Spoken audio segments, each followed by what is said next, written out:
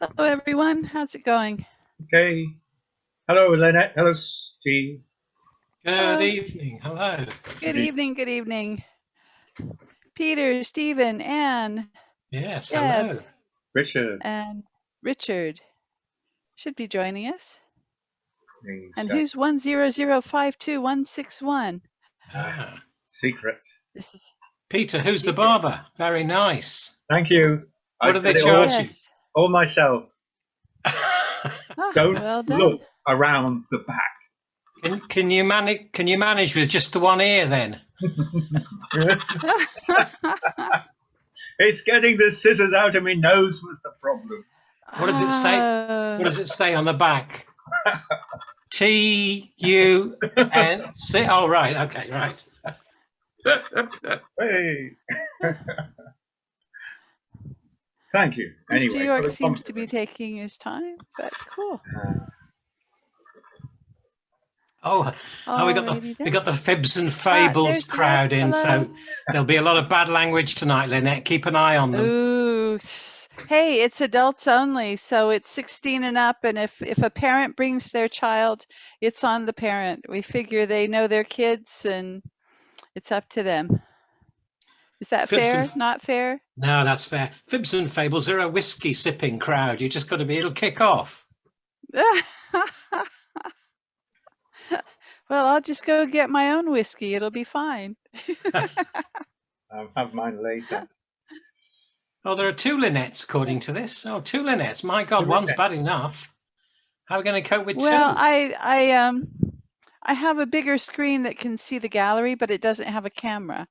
So I hope it's not too off-putting that I'm spying on myself. But no.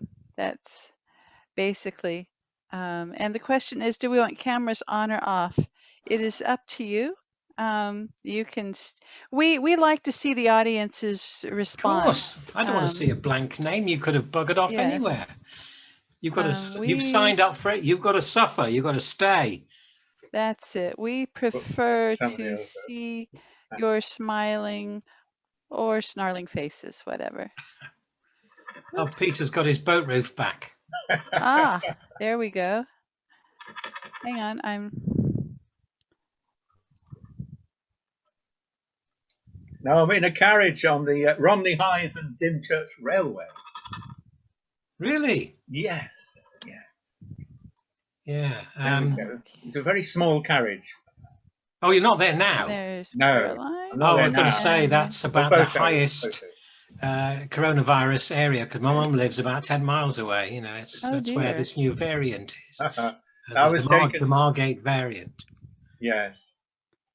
Deb, has somebody been craning on your wall? Somebody's been vandalizing your wall. They've been drawing on your wall. Yes. That was me. I was sending a chat line. We're doing Fantastic Mr. Fox with one of my classes. We thought we're trying to do it as a Zoom performance. So they've done some artwork, and we've just tried what it's like as a backdrop. So nice, it works. nice. I'm chuffed. Lovely. Hi, Mike. Hiya. Are you sure, Mike? Yes, I am. It's not. Whoa. Uh-oh. Got echo. That's all right, that's mine. Are you in Wood Hill Prison? No, they let me out. All right. That was my friend Caroline, she's just putting airs out the room because it's echoing. Oh, that sounds good. Oh, that's good. Cool. Woke up this morning. Yeah, I woke up this morning. No, that's what it says on the tombstones, isn't it? I didn't wake up this morning. Oh, right. Oh. Mike, I've been writing a blues song, but I've only written one line. I need somebody who knows music and who can write songs to finish it off. But I just thought if I give you the first line, that's 99% of it. The first line is, woke up this morning, my baby done send me an email. Oh, yeah. Yeah. Yeah. Used to be a Dear John letter, but now you get emails. The guitar sounds wonderful. Wonderful. Yeah, that's definitely better than the first time. Yeah, we need a lonesome whistle as well, Mike. A lonesome whistle. Well, ask Peter. Peter's the whistle man. It's self-muting. How can I? Self-muting lonesome whistle. Peter, that's going to go on your tombstone. Yeah. Gravestone. Is that like on a CV? Yes, exactly like on a CV. I told them I was ill. Spike Milligan. Spike Milligan, yeah. Oh, bless. Oh. Well, I'm practically surrounded by water today. I don't need to go to the Grand Union. It's coming to me. Gosh, everywhere. Yeah, no. It's I had to come here because it's a bit dark on the boat. So if you try running one of these, you can't see yourself. You're in kind of, my lights as well are all movement sensor. So unless I move, the light goes out. And I don't move very much. No. Oh dear. Kind of a static performer. Well, we have I thought we had several people waiting to sign in, but apparently they've gone away or they'll come back. We're still waiting on Deepa and Mark Steinhardt. So if they haven't got the negative COVID results, they don't get in, you see. It's quite simple. Oh, is that what it is? Yeah. I didn't realize we had temperature checks on the link, but yeah, that's good. You're right. Goodness. Well, how's everyone's day been going? There's St. Paul's PCC. I didn't know they had a link. St. Paul's. Oh. Oh dear. Now we really are going to have to watch our language. Sorry. Crystal. Hello, Crystal. Hello. So Hi, Chris. it's one of the Fibs and Fables crowd. Yeah. Aha. Posing as a church. No. That's my husband's iPad. Oh.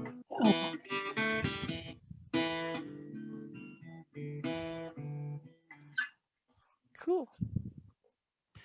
Well, welcome. Right. Goodness. Well, So no ice on the canal today, Mike. No, it was, mind you, there was it this? Yeah, it was this morning. There was sleet all over my windscreen of my car, which is parked next to the boat. Oh dear. Well, we had a frosting of snow. Just, powdered sugar is what it looked like. Yeah, must have been about kind of 5 o'clock, 6 o'clock this morning, but I kind of left the boat about 8:15 and it was just a little covering. Okay. So what's the issue here? No. I can hear it. All right, there's Phil, there's Richard.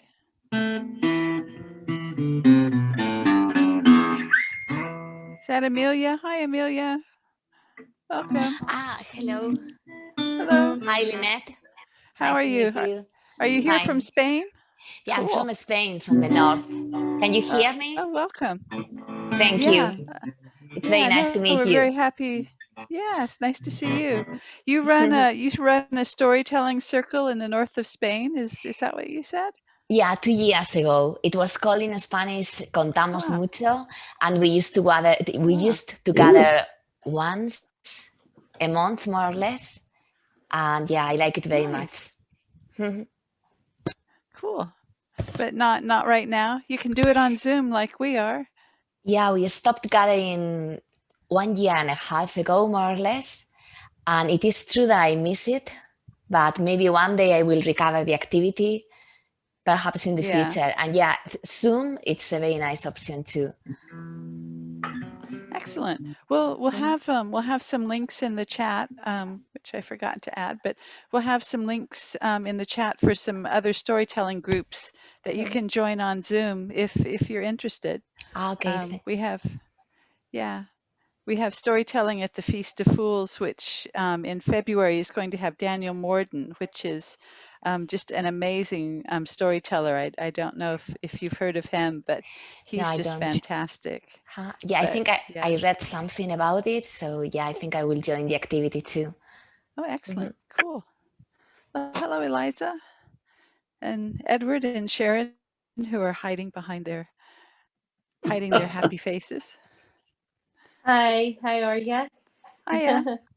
Welcome. And Orla is coming in. And Hello. Richard, hiya. Richard seems to be having a problem. There we go. Michael Shepard's back.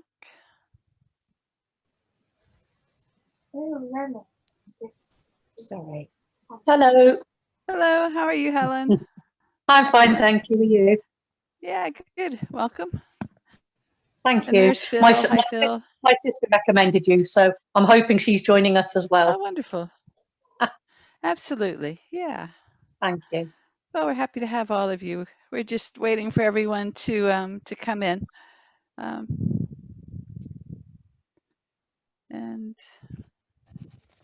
yeah. Phil's out on the Serengeti, I see. All right. Yeah, Is we're it Badger in all Watch? sorts of places. Is it Badger Watch, Phil? You're on? Can't hear you. North Box Way, looking towards Wadden. Oh, nice. Oh, there's my sister. Hello. Sunset over Wadden. Hello. Oh, beautiful, beautiful. Just spotted my sister. The sister and my niece are there. That's Orla. Orla's my niece. Welcome. What is going on with Richard? We might end up with 2 pages, Lynette. Wow, 2 pages. I know, cool. Wow. But we've got some people, I keep giving them permission to come in and it's not working. Deepa? Come on, Rich. No. There's Deepa. Hi, Deepa. Hello.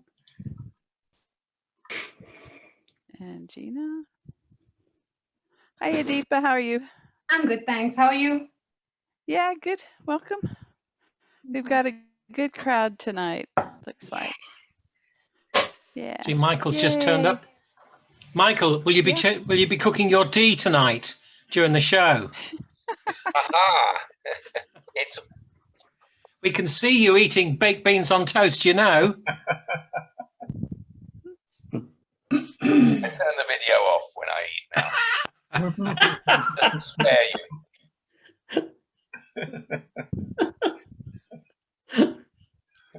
Let's see. So I'm just going to put some upcoming events in the chat while we're waiting on everyone.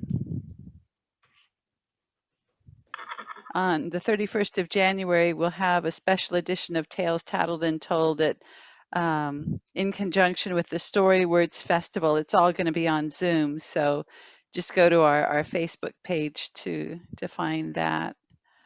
And then on the 3rd of February, as I was telling Amelia, Storytelling at the Feast of Fools in Northampton is going to have Daniel Morden, who is just an absolute rock star of a storyteller. We're all very chuffed that he's going to be joining us. And so if you listen to just one other storytelling event this year, it should be Daniel Morden. He's just amazing.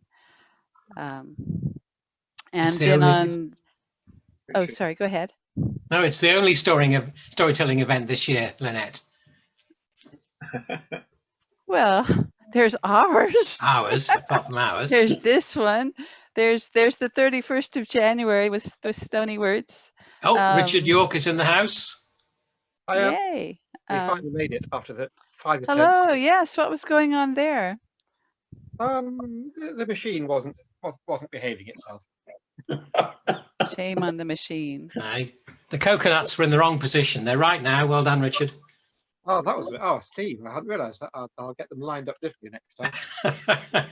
I'm actually using a different machine because the laptop isn't doing it for us. We might occasionally fall over.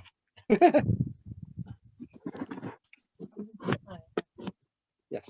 And on the 20th of February, it's actually our second anniversary, Tales Tattled and Told, which is kind of amazing. We've survived COVID, we've survived Brexit, U.S. elections, all sorts of things, but we're still going. Don't count So, your yeah. chickens, Lynette. There's another 6 days to go. Yeah, I gotta have some hope. I hope they've just disconnected that red button.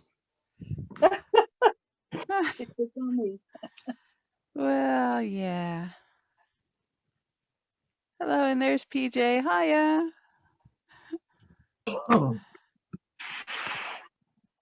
And Darren, and seems like there should be someone else. Lou, there's Lou. Hi, Lou. Oh. Lynette, do you know all these people, or are they just strangers just turned up? Just random folks off the internet. No, I know a lot of them. Amelia sent me an email. Lou's a friend. Hi, Lou. Yeah. Caroline and... Excellent. Just that some of them look a bit dodgy. That's all I wonder. That's all. Well, they listen to stories. I mean... Oh, no, that's and some Peter. of them are Sorry, Peter. storytellers. That's Peter.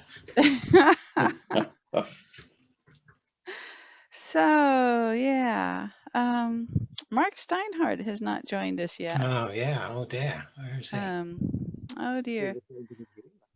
No, he knows it's on. He sent me an email reminding me.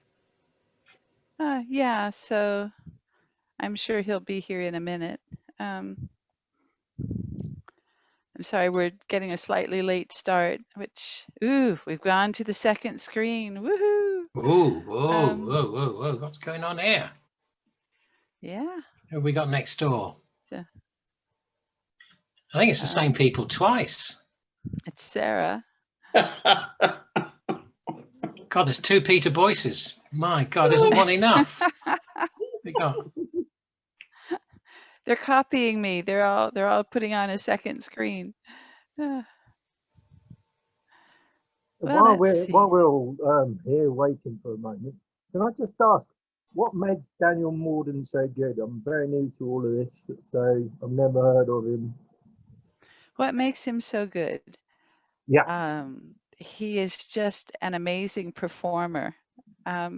He has perfected his craft, and I swear he polishes every word. He stands up there, and he just has a presence, and it's just the way that he tells. And obviously he chooses the right stories.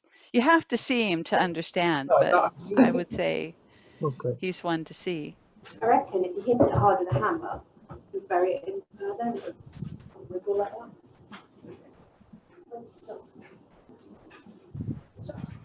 No. Did somebody say hit Daniel Morden with a hammer? I don't think that's a good idea. Do you say no. Hit somebody with a hammer?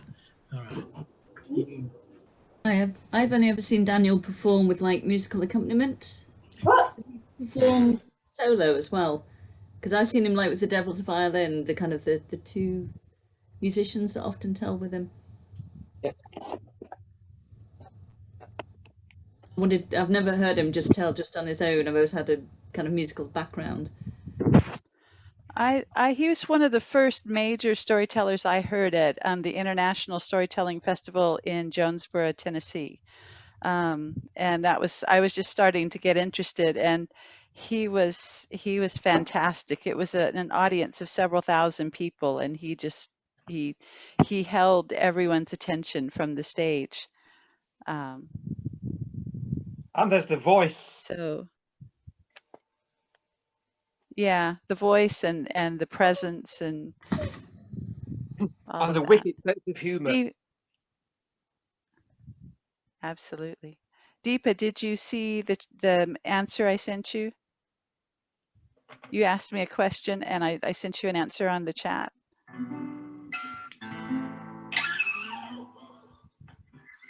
Can I just play the music just to check if it's okay, if you don't mind?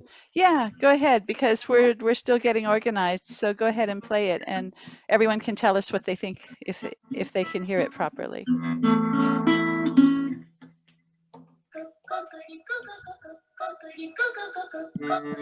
Can everybody hear that? Yeah. Yeah. Okay. Yeah. Just play it. Just play it when you're telling us. I think we're going to go ahead. Mark hasn't arrived yet, but I don't like making people wait. So we will jump on in. And so, welcome to Tales Tattled and Told on Zoom on this day of 16th January, and we are ever so grateful to have you in these strange times. And just again, thank you. And I think that's Mark now. But I hope you are all sitting comfortably and that you have your favorite beverage to hand. And we're going to start with my calls with some fantastic music. Mike, are you ready? Or no. I'll tell a story. Shall I tell the story first? Are you ready? I'm ready. Jump Carry in. on. Yeah. No, this is Mike Hall's original work called The Celebrated Pair. But first, let me get things started off with a story, since that's what we're all here for. And this is the story of Archie the cat. Now, for those of you who are unaware of Archie, he is a cat's cat. He in his mind anyway, he is just the world's best mouser ever.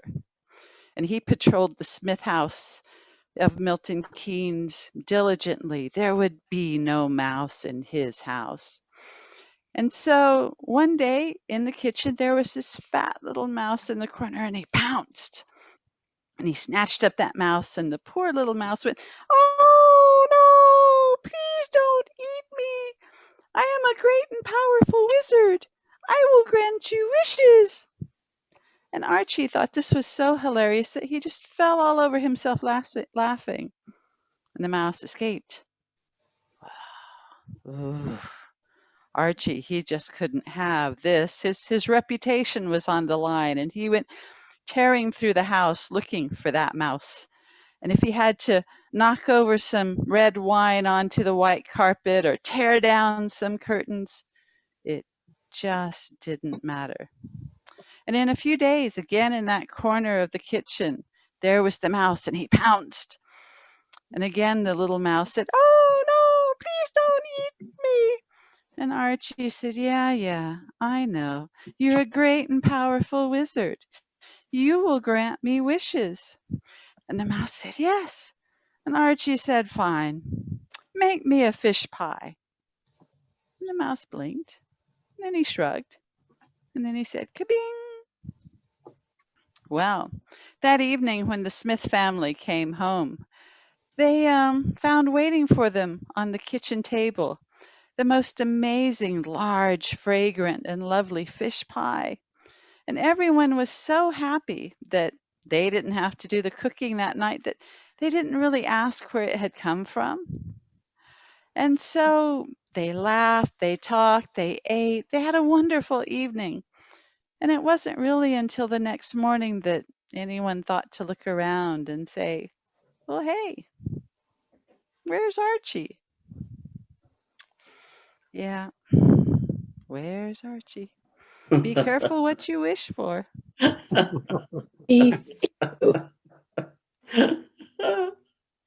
Oh, dear. And now, the one and only Mike Halls will bring us his original piece called Celebrated Pair. So here we go, Mike. Am I on? You're on. And Okay. I spotlighted you so that everyone can see you. Cool. Oh, yeah. Not a lot of people know this, but I used to be a pub landlord, and I had a pub in the middle of Oxford, the oldest pub in Oxford, called the Bear. And the only thing about being a pub landlord in Oxford is the fact that once a year on May morning, May the 1st, every student goes up to the parks and they go to a big ball. And the following morning, May the 1st, they turn up at Magdalen Bridge about 5:30 in the morning, and the choristers sing, and everyone's as drunk as skunks, and they throw themselves off the bridge into the river, and then at 6:30, we open the pubs, and people just abound through the door, absolutely, really out of their head on booze, and often relationships form because they're so drunk. And this is a song I sung about 2 people that came into my pub. It's not a romantic story, but I just like the music.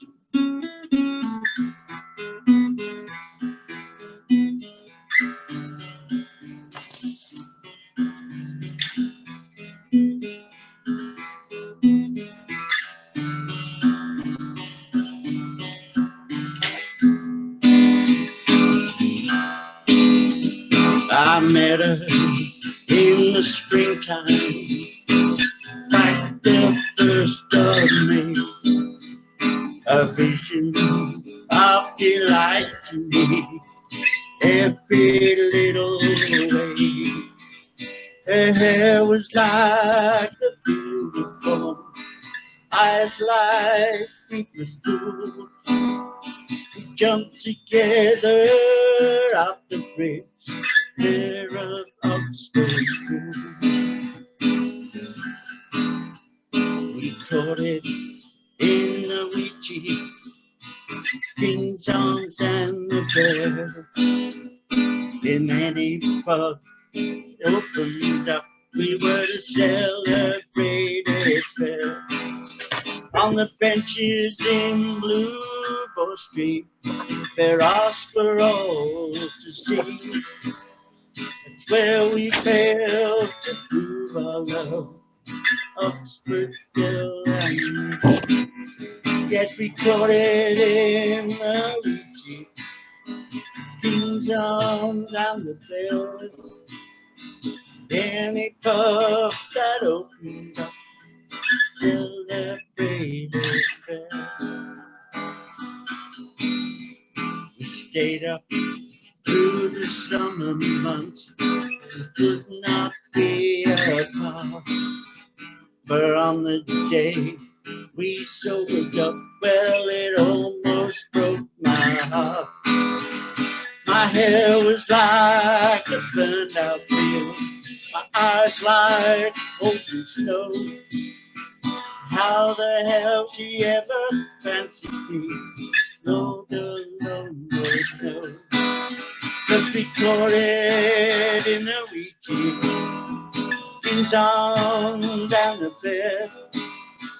Any pub that opened up, celebrated fair, celebrated fair, celebrated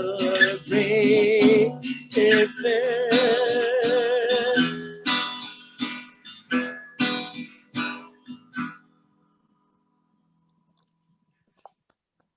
I got bored, so I stopped.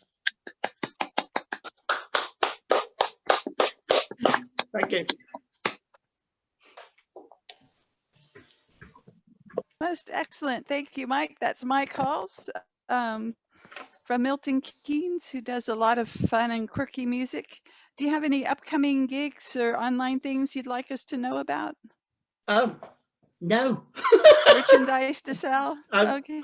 I'm in a new venture at the moment called Three Blind Mice. Okay. But I'm also still playing with Chrissy. In fact, Chrissy gets involved with a lot of these songs, so it's just a shame we couldn't be together tonight. Yes, absolutely. Cool. All right. Well, Mike Halls. Yay. Thank you. Thank you. And next up, we have a Milton Keynes storyteller who brings us a traditional tale from the Himalayas of India. And I'll see if I can spotlight her. Yes. And are you unmuted? Yeah. Okay, excellent. Now we have Deepa Anand, who lives just up the road from me here in Milton Keynes. Okay. Yeah. Bringing us traditional, and I'm going to mute Mr. Mike Halls. There we go. So, okay. Deepa Anand. Thank you. Yay. Thank you, Lynette. Thank you. All right. So this story, as Lynette said, is from the Himalayas. This is the story about a little girl called Binya. She was 10 years old. So here we go. Oh, Neelu, Gori, where have you gone? Come back. It's getting late. It's getting dark. We got to go back home. Oh, hi. Hello, everyone. I'm Binya. And Neelu and Gori are my cows. I bring them out here every day to graze. Sometimes my brother Biju is with me. He's older than me. But these days he's very busy preparing for his exam, so he's at home studying. I belong to this part of the mountains in the Himalayas called Garhwal. These lonely hilltops, dark forests. I feel so much at home here. It's only in the crowded markets that I feel so lost and uneasy and scared.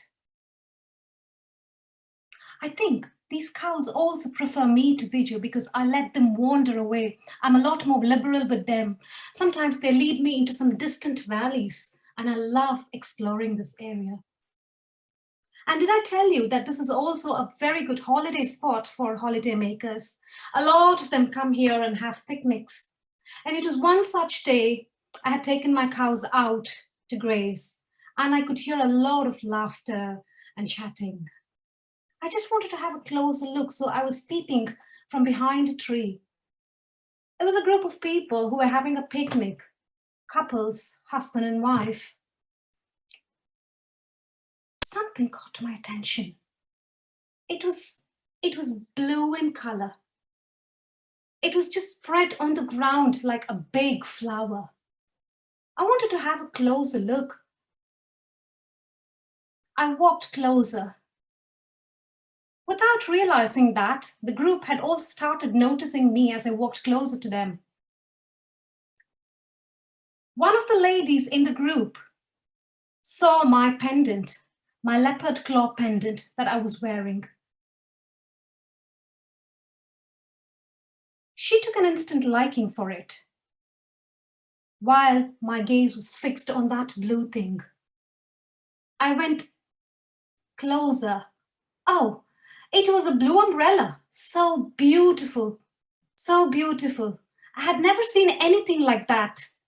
My mom's got a black umbrella, but it's all worn out and torn, and the rats have eaten holes into it. We don't use it anymore, but this one was just pretty and magnificent. It was so beautiful. But also I could see that the lady was having a chat with her husband, and she was pointing at the necklace that I was wearing around my neck. I stood there watching them talk to each other and also looking at the umbrella. The man came forward. He took his wallet out and he gave me some money, a couple of rupees. And he pointed at the necklace that I was wearing. I clutched my necklace, my pendant, and I moved back. The man was surprised. Okay, you don't need the money. And then he turned around and said, is there anything else that I can offer you from this picnic in exchange for that necklace? He said. Ah, an idea struck. I looked at the umbrella. I pointed at it. And I said, I wanted that. The man was surprised. What, you want that umbrella? Oh, he looked at his wife because he wasn't sure if he was allowed to make decisions right away. He looked at his wife. His wife just picked up the umbrella and she gave it to me. And I took my necklace out and I gave it to her. And she placed it around her neck. And she was happy. And I was the proud owner of that beautiful blue umbrella. It was so, so, so pretty. And I was so happy. I was dancing away. I would never shut that umbrella close. Even in the house, it lay open in a corner of the room. And everywhere where I went, whether it was to graze the cows or to the shops or to the market or wherever I went, I took the umbrella with me. And everybody in the village saw the umbrella, and they all said that it was the most prettiest thing ever. And I was so happy, dancing away.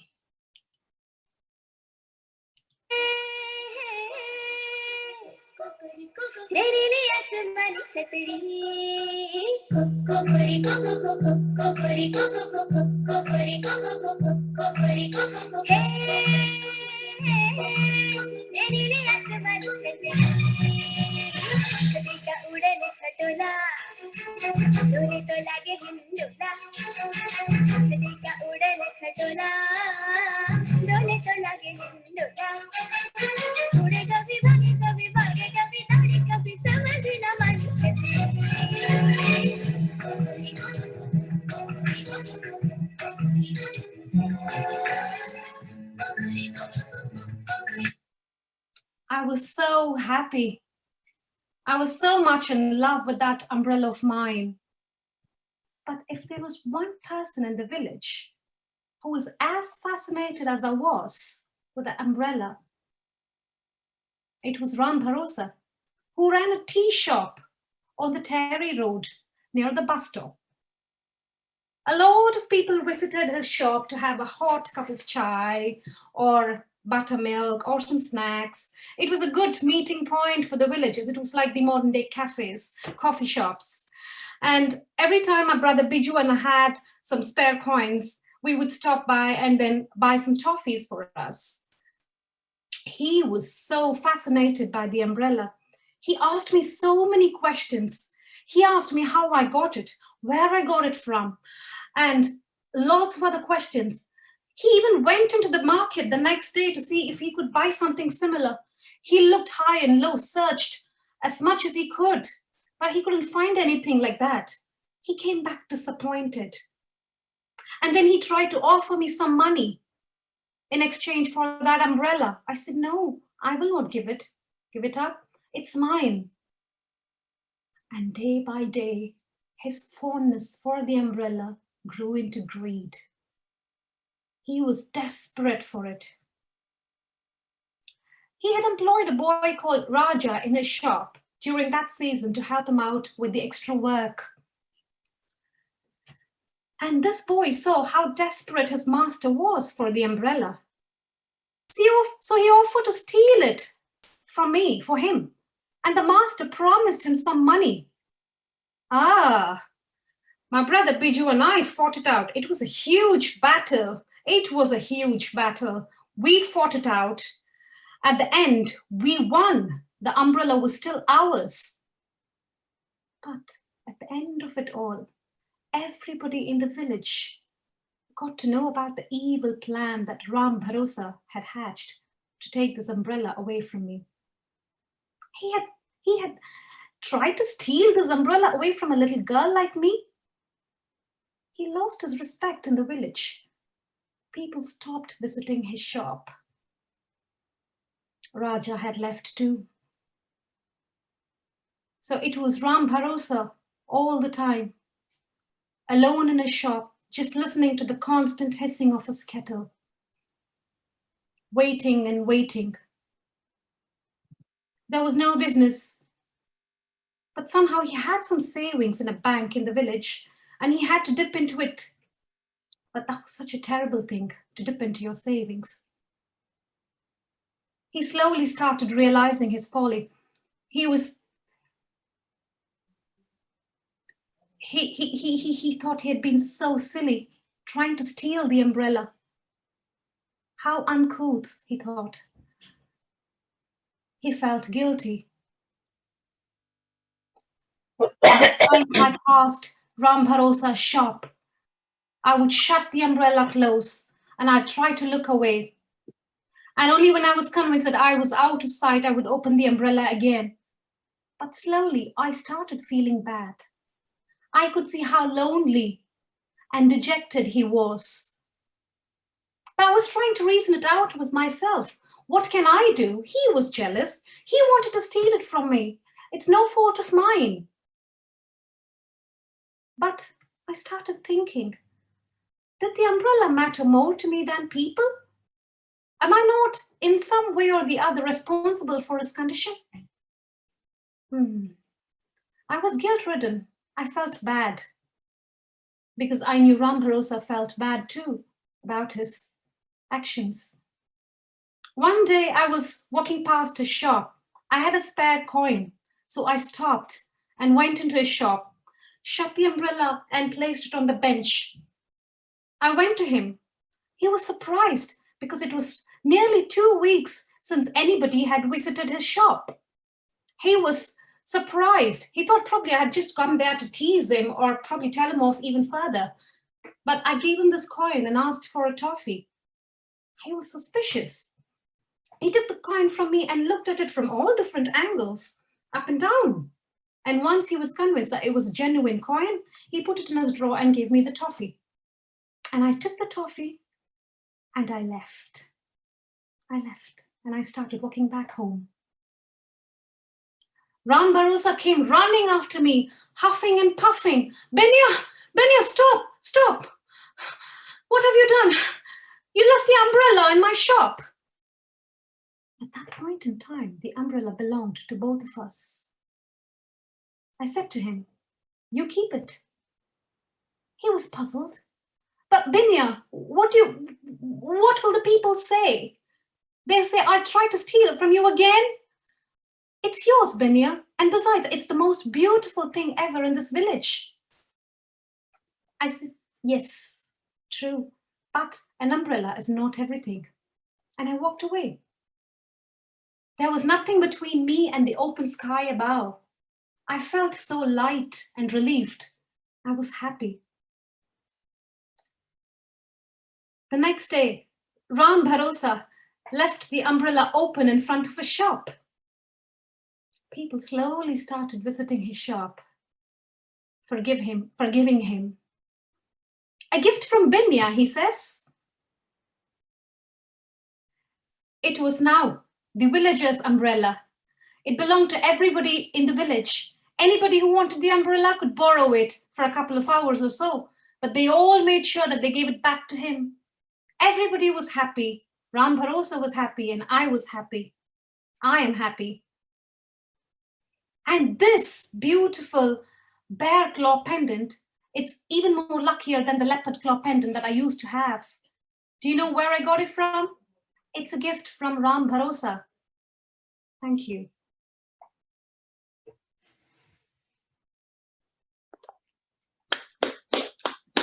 Yay, thank you, Deepa. That's an excellent story. That's fantastic. Thank you. Very Now, good. you guys are you still celebrating, or have you just finished celebrating a particular holiday? Oh, it's done. It's done. Thankfully, yes, it is done now. What was the holiday? What was it? It's the harvest festival that we celebrate in India. Like, I'll tell you what it is. It's the harvest festival, and the movement of the sun to Uttarayan. I don't know how to say that. Deepa, when is there not a holiday? Oh, we have something or the other every month. Oh, right. I want some of that. It keeps life more interesting that way. Yeah, I mean, like, there's Cool. something or the other, but this one is quite famous because it's celebrated across India in different manners, and it is the harvest festival, and so it's very special for the farmers. Oh, absolutely. So it's very special. Cool. And we celebrate it over like 3 days. It's Was tiring. It's tiring. Was that a traditional story you told, or was it one you made up? I couldn't. No, this is a story called The Blue Umbrella, and this was written by one of my favorite authors called Ruskin Bond, who is half Indian and half British. He used to live like in a hill station, so a lot of the stories are based on that area. And yeah, this is one of the stories written by him. But it's not a traditional. I wondered whether it was a moral tale or something. No, it was not. It is not a moral tale, and it's not traditional. This is something that had actually like kind of touched my heart so much. And I love Ruskin Bond's stories a lot. So It yeah. was beautiful. It was really beautiful. Thank you, thank you. And there's also a movie. I mean, the story was also made into a movie. I don't know if it is available on Prime or anything, but there are some clippings on YouTube that you can watch. But it's in a language that I don't understand. It's not even Hindi. It's something else, so I can't understand really. It's one of the Indian languages. Oh, no. So, yeah, but hopefully there are subtitles. So, but yeah, there is a movie. Cool. All right. Well, we'll have to check that out. Moving on now to Peter Boyce, if he can unmute himself. He comes to us from Northamptonshire. He's a retired engineer, and when he's not telling stories, he's busy restoring canal boats. And so, Mr. Peter Boyce, thank you. I'll just add the spotlight to you. There we go. Yay! Thank you, Lynette. Thank you. You are welcome. Okay, this is a railway story, and it's entitled "To Stop the Train, Pull Down the Chain." It's from a poem by Inspector Aitken of the Glasgow and South Western Railway. In the north of England and in the lowlands of Scotland, for 100 years between 1860 and 1960, there existed a great traditional workers' holiday called Wakes Week.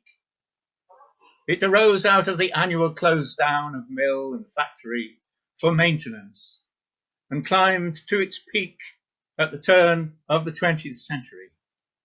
The railways fed it. Special trains carried 500 people at a time, the whole workforce of a mill or a factory. It carried them between the cities and the great West Coast resorts, Blackpool, Morecambe, Troon, Largs. Powerful engines, bogie carriages, and the Westinghouse automatic vacuum brake made travel speedy, comfortable, and safe. Towns and factories staggered their holiday weeks over the summer to ensure that the resorts could handle the holiday makers and the trains could handle the traffic. On the Ayrshire coast, the last late Sunday train is leaving Largs for Glasgow, full of holiday makers returning home to terrace, tenement, cottage and court, and the grim Monday morning reality of the industrial city. They're all thinking of the sunny days by the sea, sand, donkey rides, ice cream, shows on the pier, country walks to glen and hill, old friends met and new friends made. Same time next year, we'll be there. We'll be coming back again. The engine whistles and takes up the strain. The train slowly pulls out of the station and then, faster and faster, heads out into the falling night. In one compartment, there is a small child, a boy, climbing on the seats, pulling down the blinds, and he sees the chain and the sign on the wall, and he asks what it says. "To stop the train, pull down the chain," says grandfather. And the rhyme lodges in the boy's mind.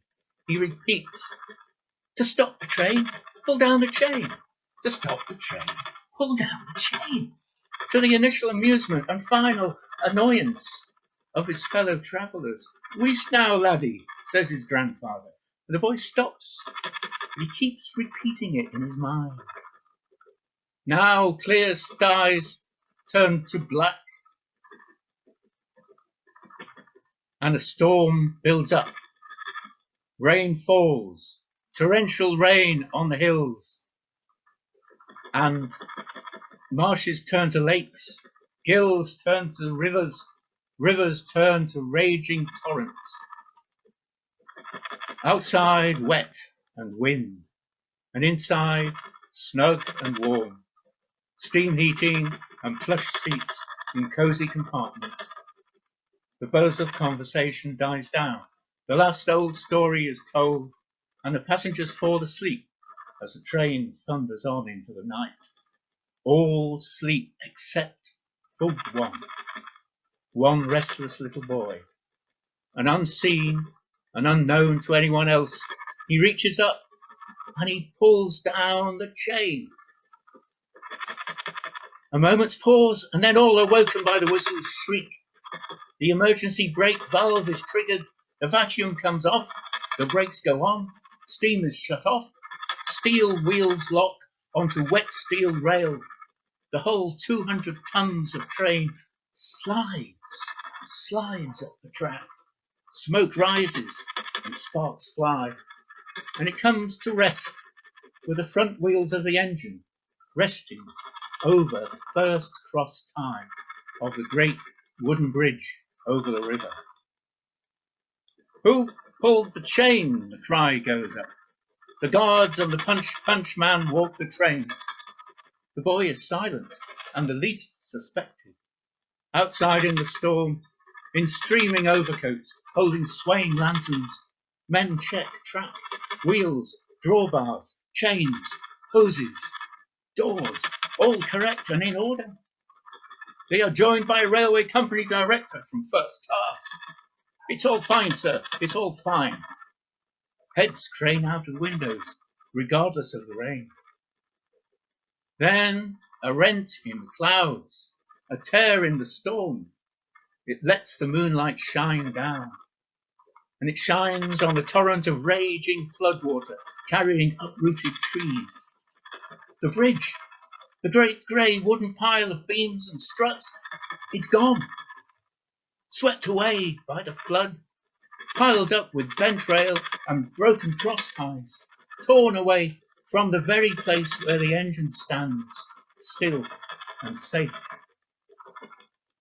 What fate, what coincidence, what unseen force, what act of God made the child pull down the chain at that point in time?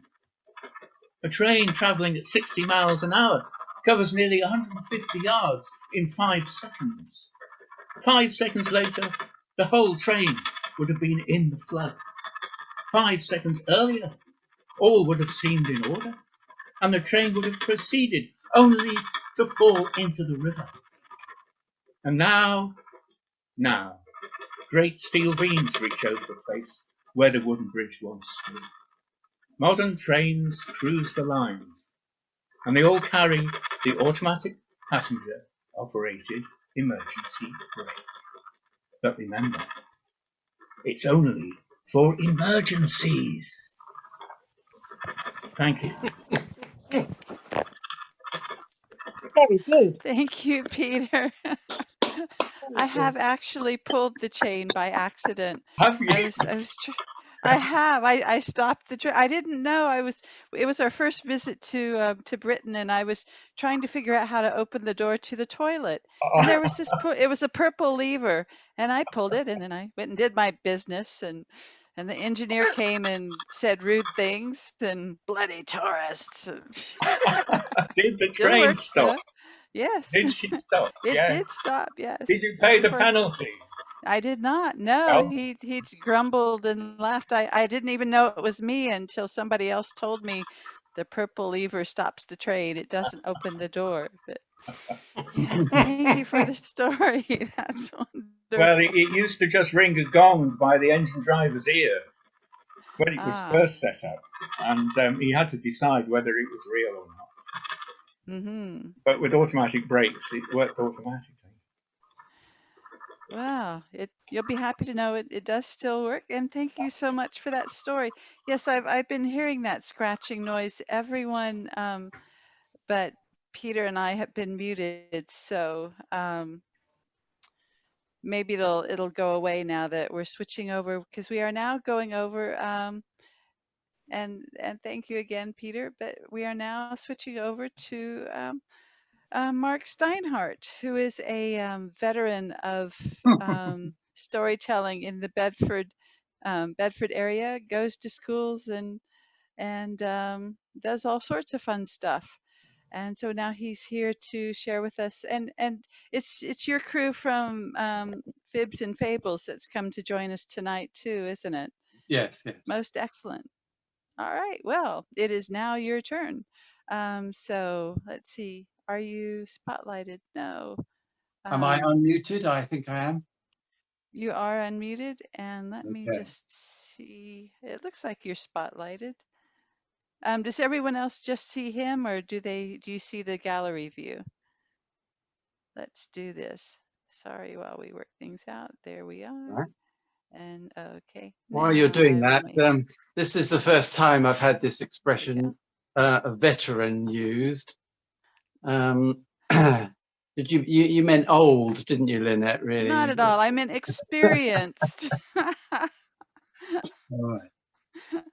I can't call anyone old these days. It comes back to haunt me. No. Everyone, Mr. Mark Steinhardt. Good evening, everybody. Before I tell my story, I just want to share something I read just yesterday in a reputable place. I think you'll like this. I didn't get any references for it, but I'm going to try and track some down.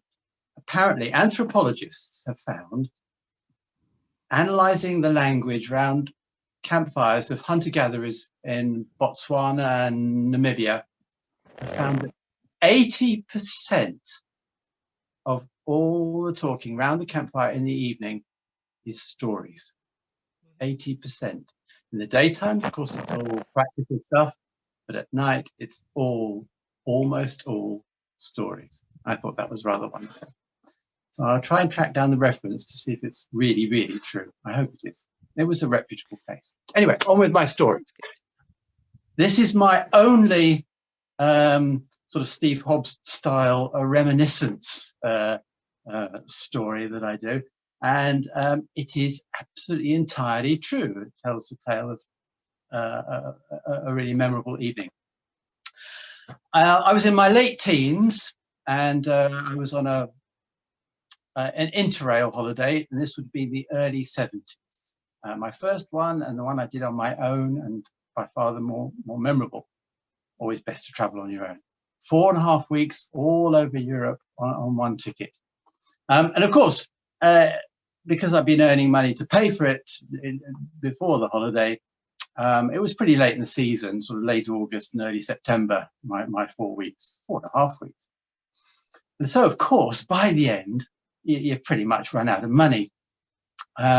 But I was determined not to go home 1 hour early. And so, just went without food and just managed as best I could.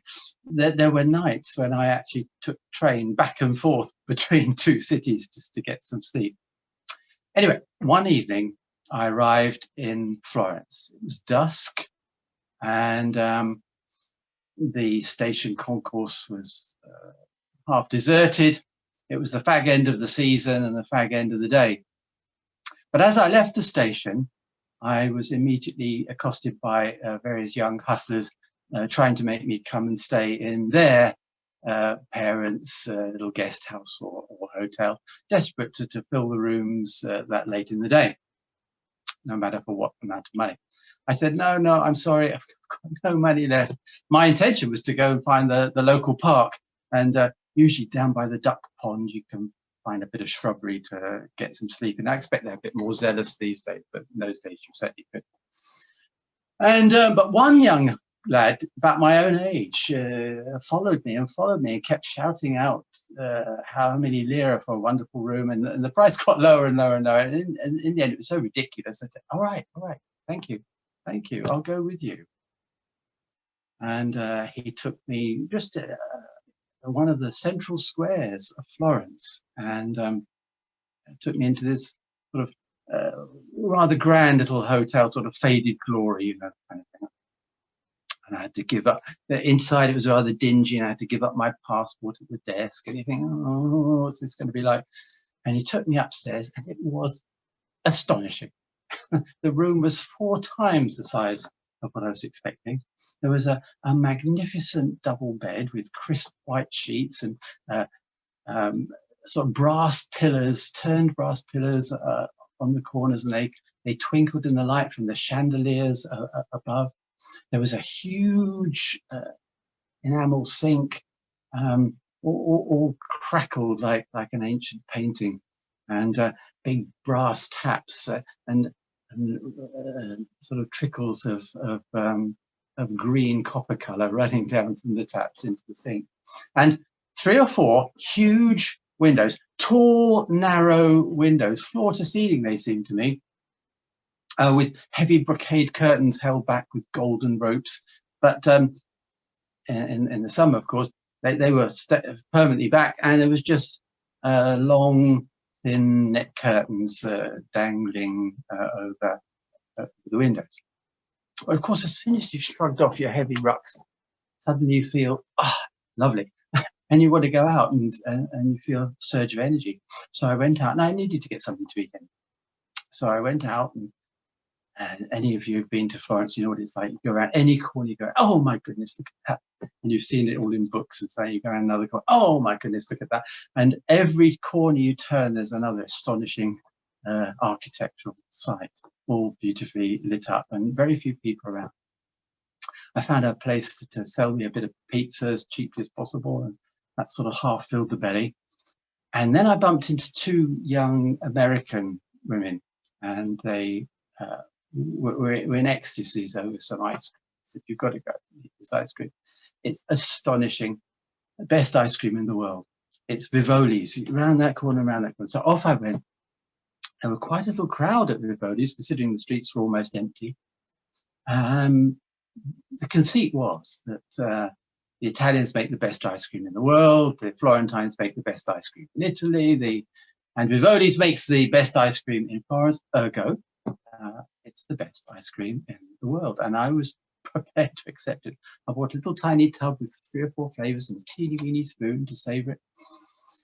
And of course, for a young lad who's grown up on Mr. Whippy or those Walls vanilla blocks between 2 wafers, or maybe a jubbly on the way home from swimming, heavens above, it was an absolute revelation. So I wandered around the streets just tasting the ice cream, and it was gorgeous. And I came to a bridge which was called the Ponte alla Grazia. It's one bridge upstream from the famous Ponte Vecchio. And again, there was a knot of people on the bridge, sort of 30 or 40 people in the crowd. So I went to see what was going on. And in the middle of the crowd, there was a little armoured car with 3 or 4 handsome young soldiers in their fatigues. And obviously they had a searchlight on the roof, and it had obviously broken, and they'd fixed it and were testing. And they were giving a little light show to everybody, and they were just picking out buildings all along the riverfront, and then a bit further back, wider in the city, and finally picking out in the hills above Florence little shrines and little temples and little follies amongst the trees. It was wonderful. And then we gave a round of applause. We went, and the little party broke up, and I thought, I better go home to bed. So I was on my way back to the hotel, and following my little map, which picked up at the railway station. And I came into another square, and there was this like fortress-like building, like an old castle. And on the steps was this commissionaire, all with the cap and the braids and the epaulettes and the swags of gold across his chest. And he said, come in, come listen to the music. I said, no, I can't. I've no money left, but thank you very much. No, it's free. Come in. Oh, so I went in. I went up the steps. There was no one around at all. It was absolutely silent. I went up this great wide staircase, up and up and up and up. And still I couldn't hear very much. And just maybe some music playing. And then another commissioner beckoned, come in. Shh. So in I went. And the room was packed, an enormous room, hundreds and hundreds of people on folding chairs. The room was absolutely solid. And all the youngsters like me, backpackers, although we didn't use the word in those days, all the backpackers sat round the sides, blocking all the corridors. Probably wouldn't be allowed now, but there we were, some of us sitting on our packs, and so I didn't have mine with me. We were just sitting on the floor, listening to the music. It was Brahms, and it was being played by the Boston Youth Orchestra. Brands, not your favorite tonight, but the room, extraordinary. It's called the Cinquecento room. And it has Michelangelo's and Donatello sculptures all around the sides and all these tapestries. And it's an astonishing room. And the music played on, and it was lovely. There was some company too, because as good as it is to travel alone, you get lonely. Finally, it's all over, and we all pour down the steps and disperse. And I go home in great delight. And I got to my room, and maybe I have a bath in. So I just stripped naked and just slipped into the crisp white sheets and went to sleep. In the morning, I was woken by bands playing, brass bands, all sorts of brass bands, jazz bands, military bands, youth bands. I could hear them through the window. There was also a collision of music, different bands playing. Some would fade in and another one would fade out, and so on, and all the sounds were jumbled together. It's like Charles Ives' Commemoration Day, if you've ever heard that piece. Anyway, I got up. Sporting a cheerful morning exuberance, shall we say, in front of me, and well, at that stage of my life, I didn't really have any reason for such a cheerful, optimistic condition as I woke up with that morning. But oh well, the body will do what it will. And I made my way to the window, and I peered through the curtains, and it was as if a parade had been put on for me. There were bands coming. There were drum majorettes in rah-rah skirts and white boots, and then more bands there, some in battle fatigues and some jazz bands, and all as if the parade had been put on for me. And there were little knots of people on the other side of the street watching the parade. And just then there was a little breeze picked up and drew the net curtain to one side, exposing me in all my youthful glory to the street below. And the little crowd opposite, who obviously eyes had been caught by the movement of the curtain, looked up and gave me a smattering of applause. And then the curtain drifted back up the window, and I retreated from the window and went for a bath, and thought then, as I think now, that great acclaim is not really available for most of us. But all of us, at some time in our life, from time to time, I hope, will receive a smattering of applause.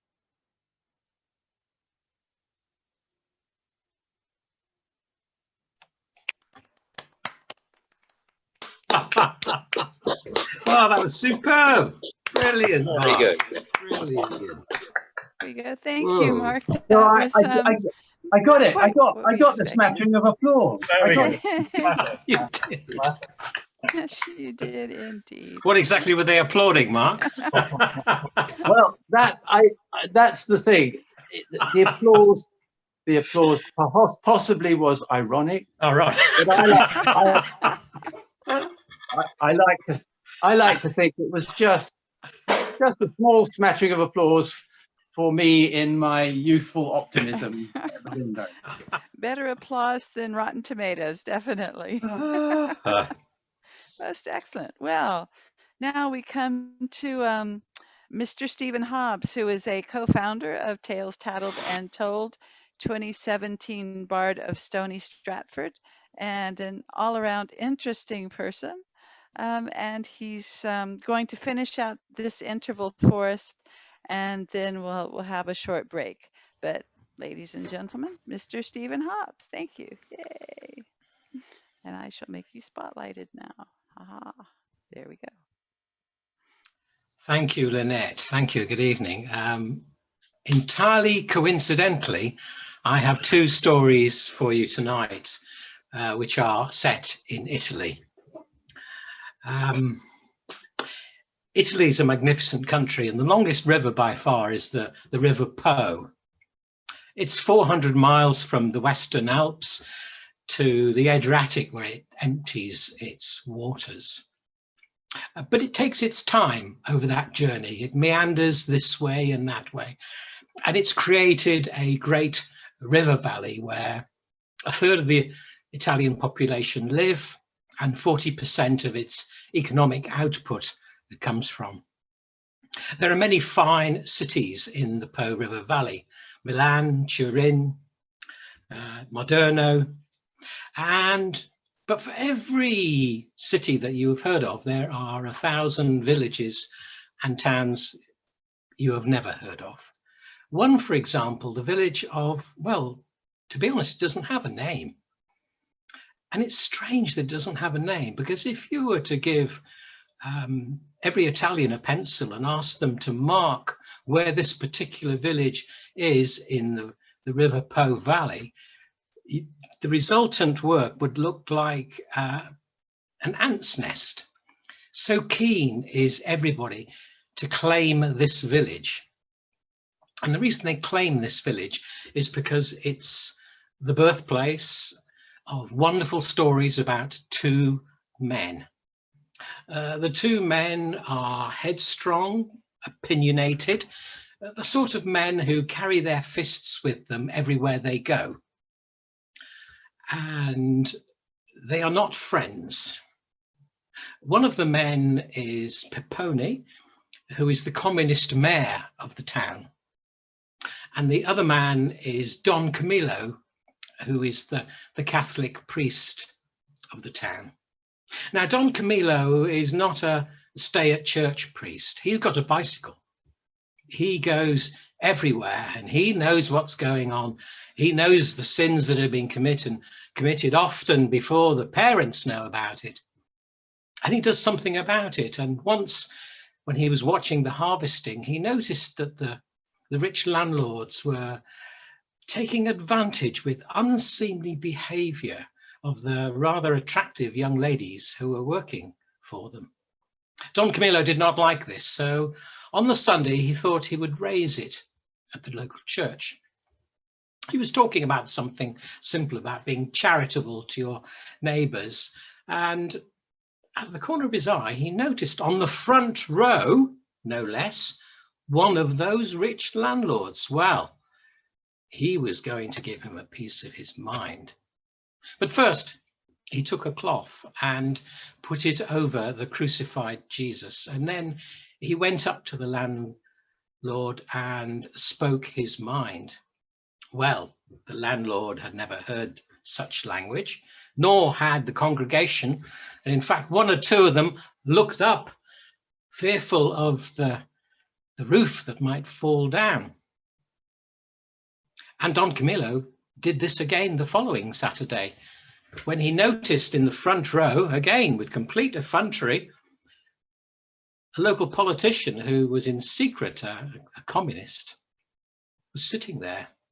So again, Don Camillo took a cloth and hung it over the crucified Christ and spoke his mind. Well, Don Camillo really should have been prepared for the consequences of that, because life is nothing if not consequences. But the next day, when he was visiting a parishioner, he didn't see the shadow come behind him and follow him. The parishioner he was visiting was ill, not seriously ill, but in need of comfort and company. And Don Camillo had cycled out to her, and she had presented him with a box in a basket of eggs. So he hung the eggs on the bike, and he was just pushing the bike gently along. And he was very fearful of cracking the eggs. So clearly he didn't hear or see what was happening, but he did feel a very large stick as it hit him on the shoulder. Fortunately, the assailant didn't hang around, but Don Camillo slumped forward onto his bike, which was fortunate because he was able then to stagger back to his presbytery. He parked his bike, slowly made his way into the kitchen and looked at his eggs, which fortunately were not cracked.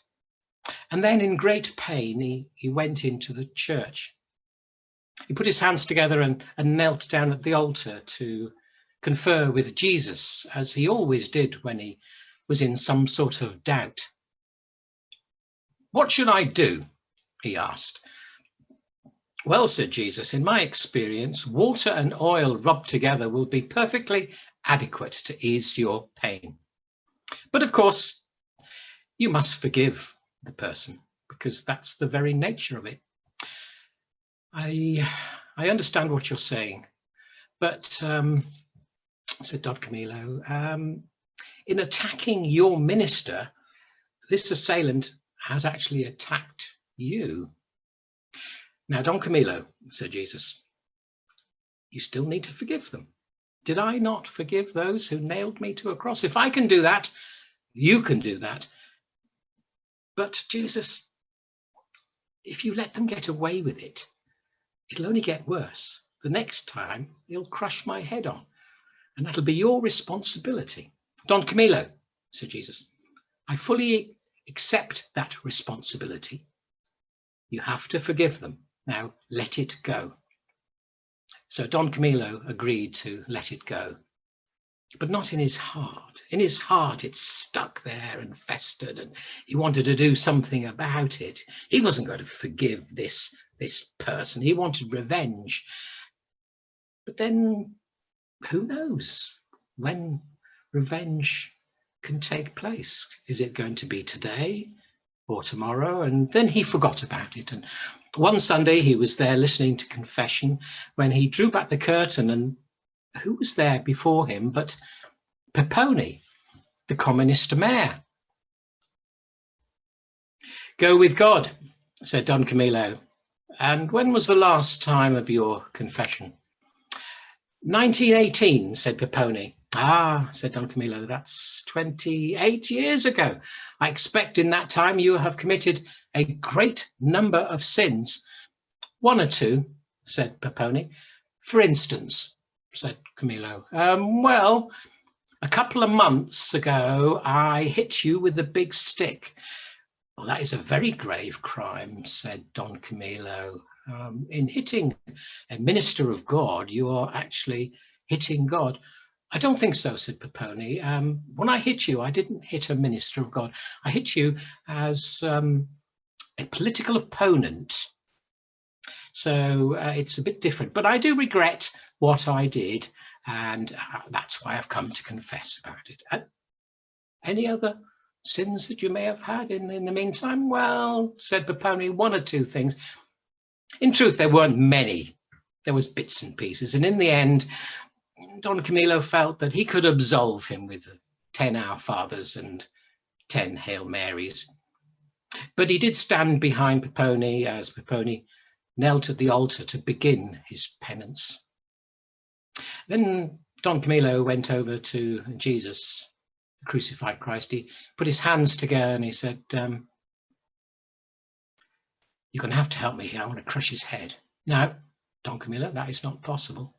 This is the man who did it to me. Look at him, guilty as sin. Look at him. His face is no different than yours. We must forgive him."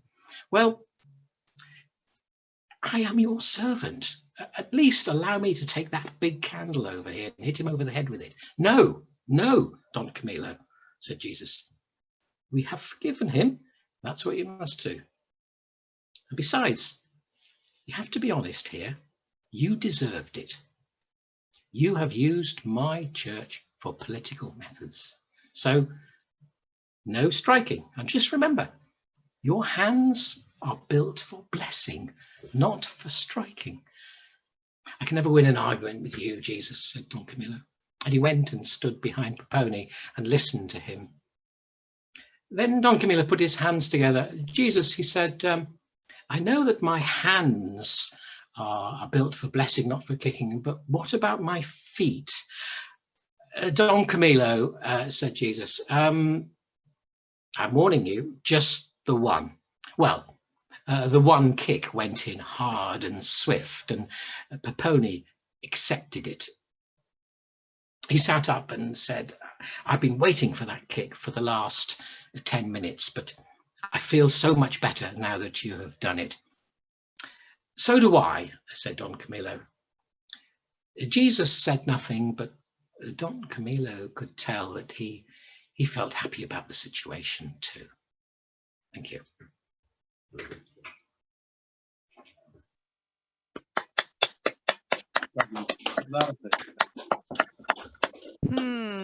But thank you, Stephen Hobbs, for that morally interesting story. That's the Don Camillo stories, obviously by Giovanni Goreschke. Yes. I first came across them when I was at school. We had an English master who took us for double English. If he was sober, you would get passing. Now, those of you who don't know what passing is, you are spared a hell. But if it was double English after lunchtime, he was in a different sort of mood, and he would get out a poetry book or a story book. And if you were lucky, you got Don Camillo, and he would read these books to you. And it was just like an oasis. Wonderful, wonderful. But we could smell the whiskey. Well, excellent.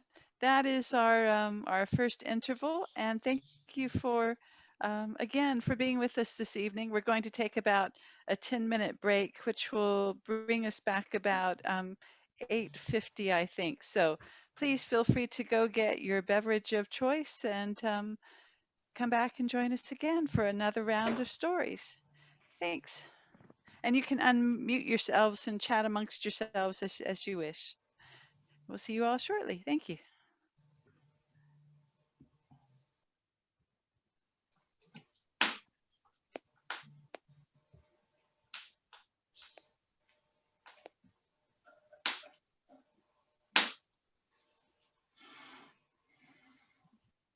Looks like we've got a good crowd, isn't it? Yeah, I think we're on page 2. No, it's wonderful, wonderful. Yes. So you want 24. So that 24, is it, Steve? Yeah. Was it 24? I couldn't count. Yes. I think we've lost Phil. Phil's disappeared. I was late joining you. I've got one digit wrong on the code. I got in the right tizzy. I couldn't work it out what I'd done wrong, but found it in the end. Just 2 digits transposed, you know.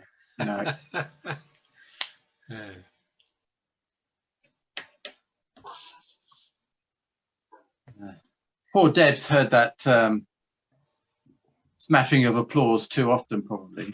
Really? It's a great story. I like it. No, it's just it just shows you stories can come out of just ordinary situations.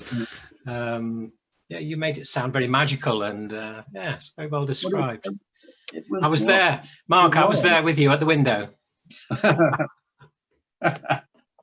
But you know, it really did happen like that. The way it unfolded, just one thing after another, one delight after another. But that happens once in a while, doesn't it? Excellent. I think if you trust, if you trust the situation and go out, you will get that. You know, people are often quite fearful and apprehensive about foreign cities, and they miss all of that. I did 2 more interrail journeys, both with girlfriends, and I remember very little of those. I remember the first one, the one I did on my own, because you're just somehow more open to stuff, I think. So traveling on your own is great if if you feel the confidence to do it. Excellent. I'm going to go and get myself a drink anyway. See you later.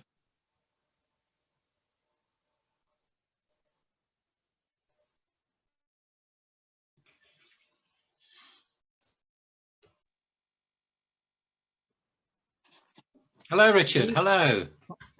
We enjoyed that very much. We've both heard the Radio 4 versions and read the book. Yeah. But, yeah, great. Well, I remembered them. I thought, are they as good as I remember? And they're all out of print.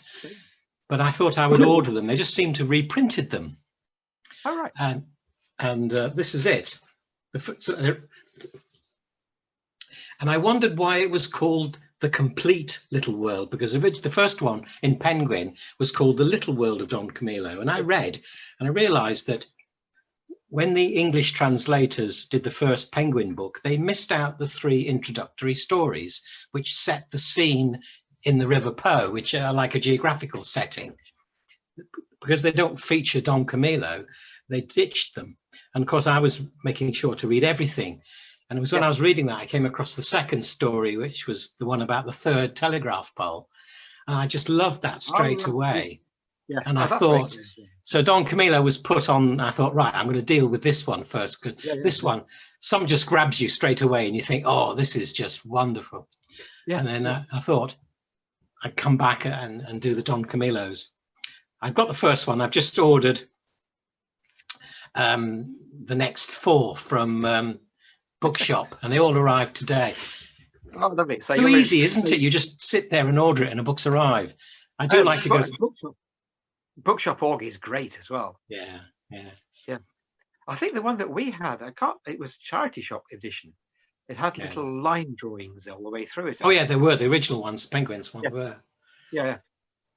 But I well remember this teacher now, and to my shame, I don't remember his name. Rejoicing in the poetry and the language of this. As I say, otherwise you got passing, which was just absolute hell. But when he had a few drinks, he was very mellow. Or if you were lucky, you'd get out a book and he would read poems he'd written down he liked, and you just got this just amazing. This was just a bog standard secondary modern, and you were getting just this gorgeous material. Right. And it just stuck in my mind. He also did Kai Lung as well, which was another very similar to Nasruddin, but entirely concocted by an English writer called Ernest Brahma. I love the Kai Lung stories. I read them. Yes, they're completely fake, but they are lovely stories, and I'm going to get hold of some of those as well, because they've got these little nuggets of truth in them as well. They're very long. You try and get it into 5 minutes. No, I think what you have to do is to look at these and think, oh, it is too long. Just settle on a bite. Extract. Just focus on that little bite, and you can make things happen without anything happening. It's like Mark, those great moments of epiphany he's linked together. It was just beautiful storytelling, although there was nothing happening. But that was the joy of life, you know. And I thought, and it was the poetry and the way the words. It's like you saying the words of the bits, this bit, that bit, and. I found the Kai Lung stories that are full of inverts compliments. The wonderful way that he puts the phrasing, and he's mimicking the Chinese politeness. But difficult to copy that in a story you tell yourself. It may be a mistake to try and copy it too closely. Yes, that could be difficult. I was just thinking back to your English master, Stephen. Dave Blake and I both went to the same school, although a few years apart. And in both cases, there was a teacher there who, an English teacher, who could be absolute hell on legs if he was in that sort of mood, and could destroy any age of class quicker than Rex. And when someone actually dared to suggest that he'd read something wrong, he was merely reading something out of a book, and he went absolutely ballistic. You do not question a master. Turned out they'd got slightly different editions, and they were both right. But you don't, he was practically murdering this child. But he loved reading to us, and both Dave and I were inspired by him, the way that he was. But it would be very artificial these days, because he had this very sort of, very smooth, very precise pronunciation.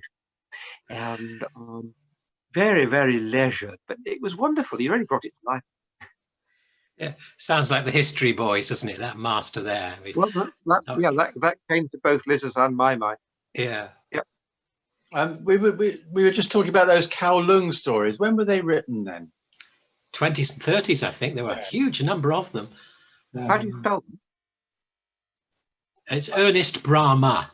Yes, I think he was from Blackpool. I think it was entirely fake, all of it. But the Kai Lung, Kailung, yeah. Yes, well worth looking up. but he also wrote a science fiction story. He did, yes. He wrote all sorts of, and he also wrote the famous Max Carados detective stories. And the Max Carados was blind. He was a blind detective. So I don't know. Science fiction had a flying suit, but it was also very political, and it was how that the right wing conquered the communists. Presumably, those fake Chinese stories, they're kind of probably full of casual racism, are they? You've got to be careful. I think you've got to be very careful and choose them.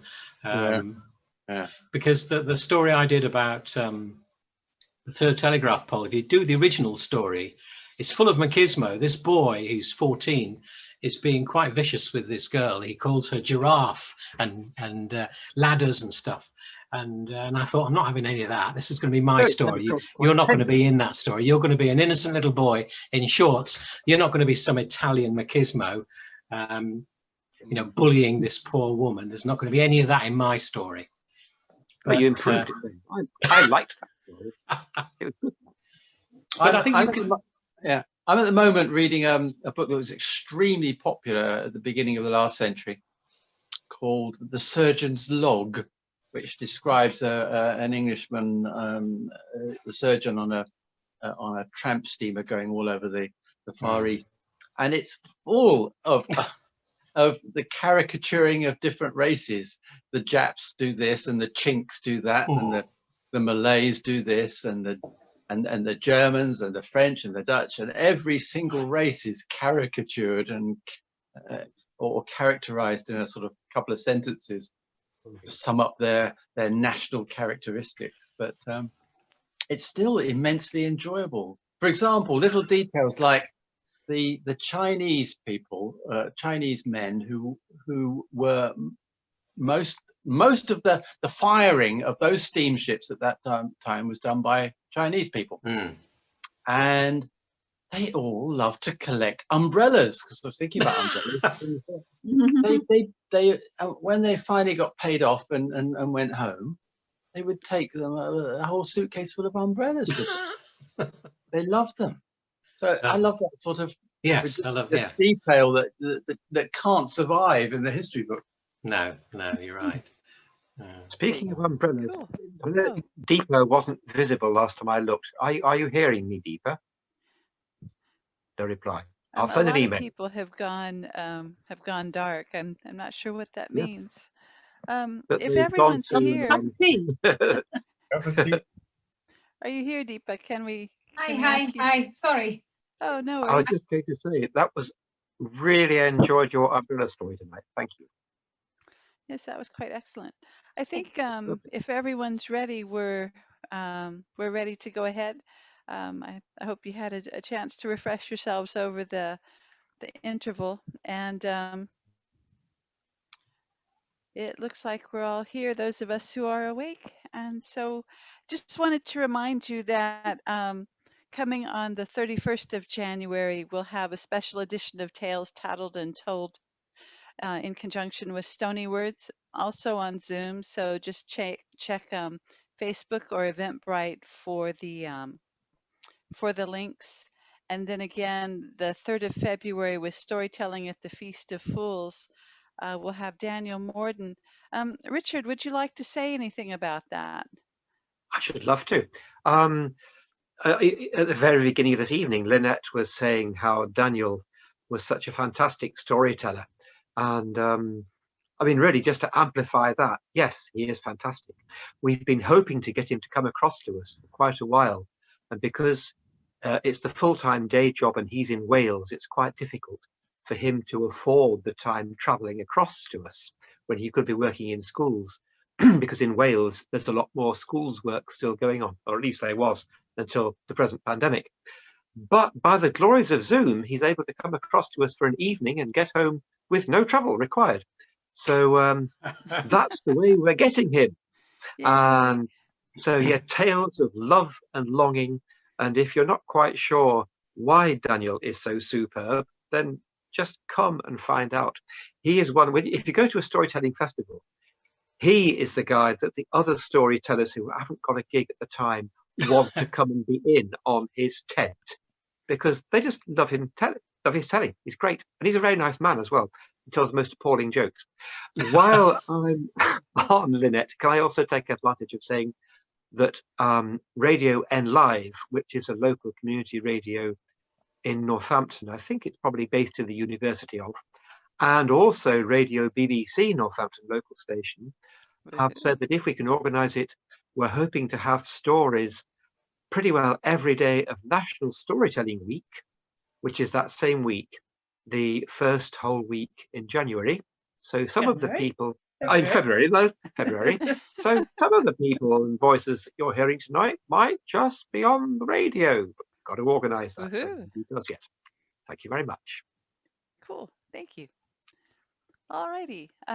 Also, we have coming up in February the second anniversary of Tales Tattled and Told. I like that Daniel Morden has stolen my title. That was our very first Tales Tattled and Told. It was Tales of Love and Longing, and now Daniel Morden has stolen our title. But what can you do? Absolutely, the cheek. But without further ado, we'll jump on into the second half. And just a moment. There we go. This is the story, The Queen of the Wolves. Now, the full moon that comes at the end of this month on the 28th of January is known as the wolf moon. And that's because, as folklore tells us, this is the time of year when you are most likely to hear the howl of the wolf. And for one family in particular, long ago when winters were still very long and cold, truly the wolf was at their door. They were a family of 7 children. Their parents had sadly died the year previous, and they were finding themselves running short of provisions here in the heart of January. And Henry, the oldest boy, who was barely a teenager, well, he knew his Hansel and Gretel and other stories equally grim.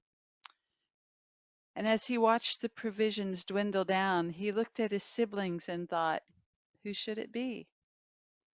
Well, it couldn't be Lucy, not the youngest. She was barely 5'8", barely anything, and everyone loved her.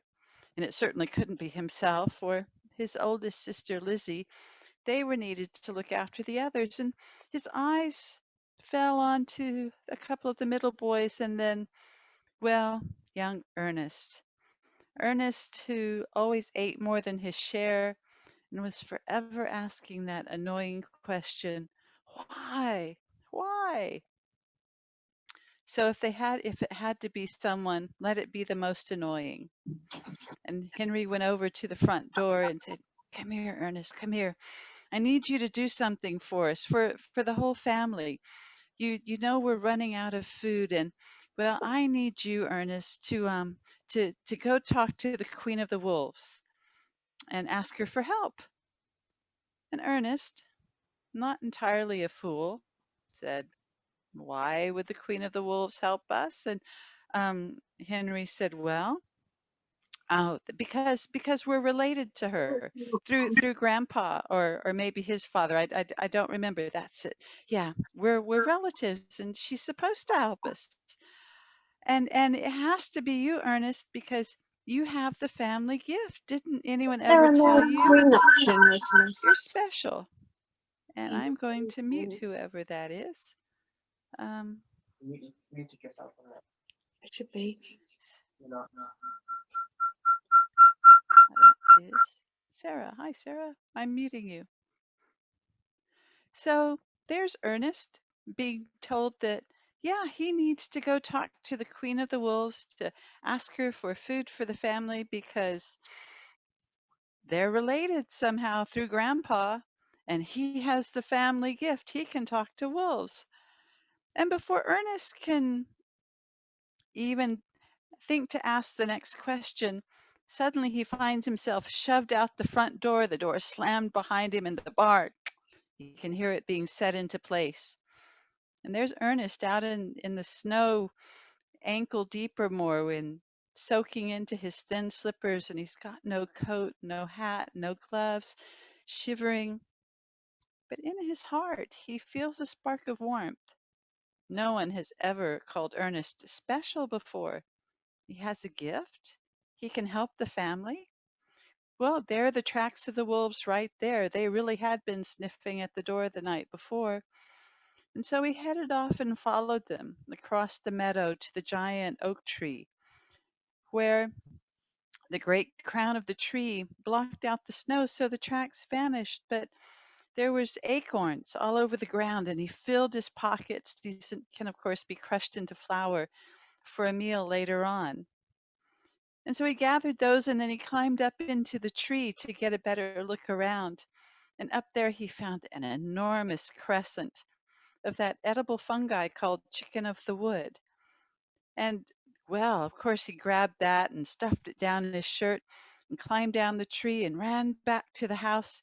It was already getting dark, but he pounded on the door, which was still locked. And he said, "I have food."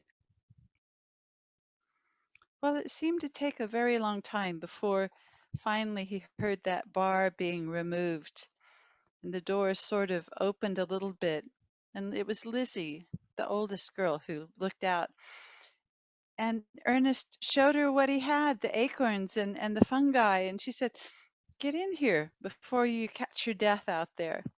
And they had a meal that night. Now, those of you who forage know that chicken of the wood really needs to be harvested in the autumn. And by winter, it's tough and bitter.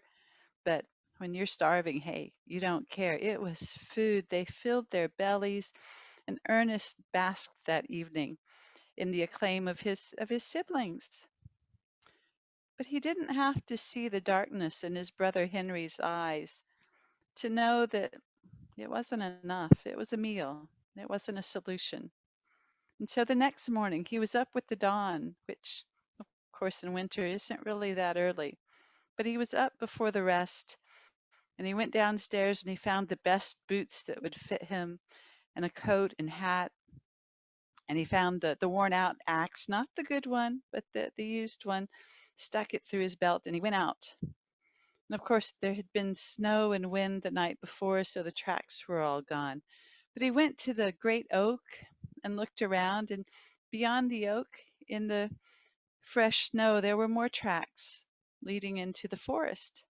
And since apparently he was someone who could talk to the wolves, he thought he might as well give it a try, and he started going, "Aroo! Aroo!"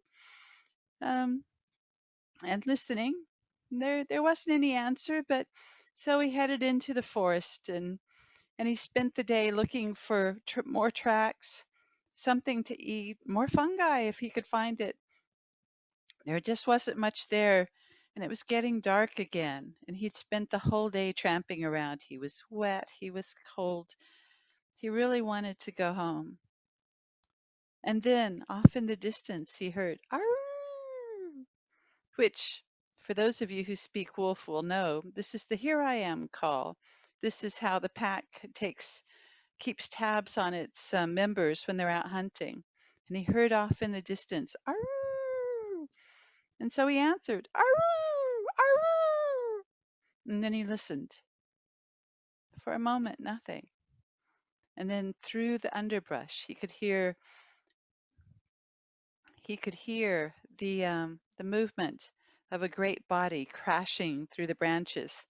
And suddenly out burst a giant stag, the biggest creature he'd ever seen, with an enormous crown of antlers.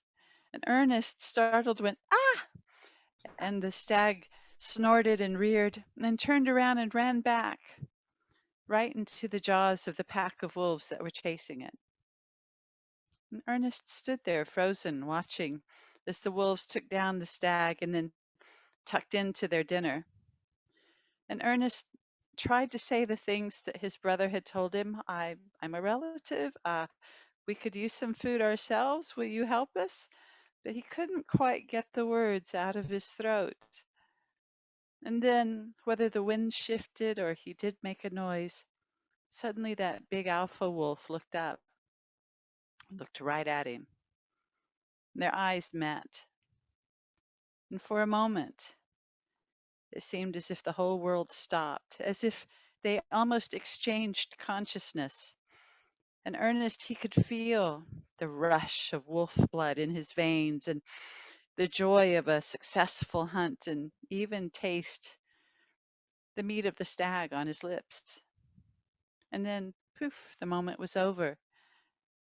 And that alpha wolf barked to her pack, and they stopped eating, and some of them drug away bits of the deer as they ran away. But when they were gone, there was Ernest standing with half a deer, the front half with the antlers and the forelegs and a bit more. Now, to our modern eyes, this probably looks like a horrid mess, but hey, when you're starving, you don't care. This was food. And Ernest arranged the skin to make a kind of a sled, and he dragged that pack of meat back across the ground and the snow back home. And it was like there were wings on his heels with the joy of, I've got food, and the joy of, it's true, I can talk to wolves. And he really was special. And he joyously ran back to the house. Of course, the door was still locked, but he didn't care. He pounded on that door and shouted, I have food. The door burst open, and out burst all his siblings. And so Lizzie took over, and she said, no, you're not taking that mucky mess through the house. Take it around to the shed where we can dress it and smoke it. And again that night, they had a wonderful meal, and everyone ate their fill. But again, Ernest didn't have to look, Ernest didn't have to see the darkness in his brother Henry's eyes to know that they had food maybe for a week now, which was good, but it was still 2 months to spring. They needed a better solution. Well, he took the next couple of days off from talking to wolves to help gather wood and to grind the acorns into flour and do all the work necessary to smoke the meat. And while the other children did that, Lizzie took the skin of that deer and cleaned it and treated it as well as she could. And she made wonderfully warm leggings for Ernest to wear when he went out again, because he was going to have to go out again. And a few days later, he did go out. And he hadn't even left the front garden when off in the distance he heard not wolves, but the baying of hounds. And he stood and listened and tried to work out, what did this mean? And suddenly the pack of hounds was upon him, sniffing and barking and jumping up on him. And hot on their heels were huntsmen on horseback. And one of the huntsmen jumped off his horse and grabbed Ernest by the shoulder and said, thief, poacher, look, fresh deer skin leggings. Who gave you permission to take the queen's deer? And Ernest said, I'm not a thief. The queen herself gave me permission. And the men laughed, and the huntsman raised his hand to give Ernest a good smack. And then a voice called out, stop! And into view rode a young woman, not much older than Henry, dressed in wonderful furs with golden jewelry and a tiara even, out hunting, who knew? But she looked Ernest up and down, and the huntsman shoved him to his knees and said, bow to the queen. And Ernest did. And the queen looked him over, and she said, I do not believe we have been introduced, young man, and I am certain I have never given you any of my deer. And Ernest on his knees bowed his head and said, no, Mum, it was the queen of the wolves. We're related, see, and I have the family gift, and I asked her for meat, and she gave me half a deer. And the men laughed, but a very odd expression crossed the queen's face. Before she could speak, there was a great noise, and the door to the house burst open, and out came all of Ernest's siblings. And Lizzie, well, she had Henry by the ear, and she dragged him over and threw him down in front of the queen and said, you tell the truth, or I will. Henry, on his knees, weeping, said, I'm sorry, I'm sorry. We were running out of food. I told him a story. I'm sorry. But Ernest said, it's not a story. I asked the Queen of the Wolves, and she gave me half a deer. It's the truth. And the Queen put up her hand. Enough! Enough. It's clear that you children are in need. And I certainly have no desire to start a quarrel with another queen. So here's what we'll do. I'll make sure you have food through to the next harvest and seed to plant. So there will be a harvest. And little Lucy said, oh, could we have pigs? I miss pigs. Could we have pigs? And the Queen said, well, sure. And Lizzie said, you know, a milk goat wouldn't go amiss. And the Queen looked at one of her men and said, see to it. Yes, Mom, he said. And Lucy hugged Ernest and said, you never have to go near those wolves again. And again, that odd expression crossed the Queen's face. And she said, I found it unwise to say never. But when you are old enough, Ernest, you will come to my household. But let me urge you, take care. Even relatives can bite. And that is the story, The Queen of the Wolves. Thank you. Very good. Fun one to tell. I like the howling part. I hoped you howled along.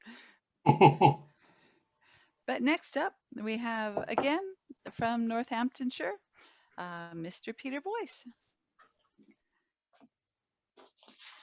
Oops. And if you could just, yeah, you're available. I will speak and then come online. There you go. Yes, okay. Thank Voila. you. Yeah. Right. This is a story about a mermaid, a story from Ireland. And I came across it in a book by Frederick Perry. And he was a Rufus Hatch cadet, an American lad who joined a merchant seaman training system, and where he trained on clipper ships, steamships in the 1860s. And by 1876, he was second mate of a sailing clipper, the Constitution. And he wrote this book about his experiences and published it in 1925. And in 1877, roundabout, he was told a story about an Irish fellow seaman on the ship. And I thought, well, that's fairly original. I've never come across it before. And then about 4 hours ago, I thought I would Google it. And a similar tale with a similar title, Connor and the Mermaid, was told in the Waterford Temperance Hall on May the 12th, 1871, by a certain Dr. White, who was well known for his book called Tales of Ireland. And so maybe Fred's story is not that original, but he sets it before us in his book of real, true stories about the sea. And this is the story. And it's the Mermaid of Connybeg, told by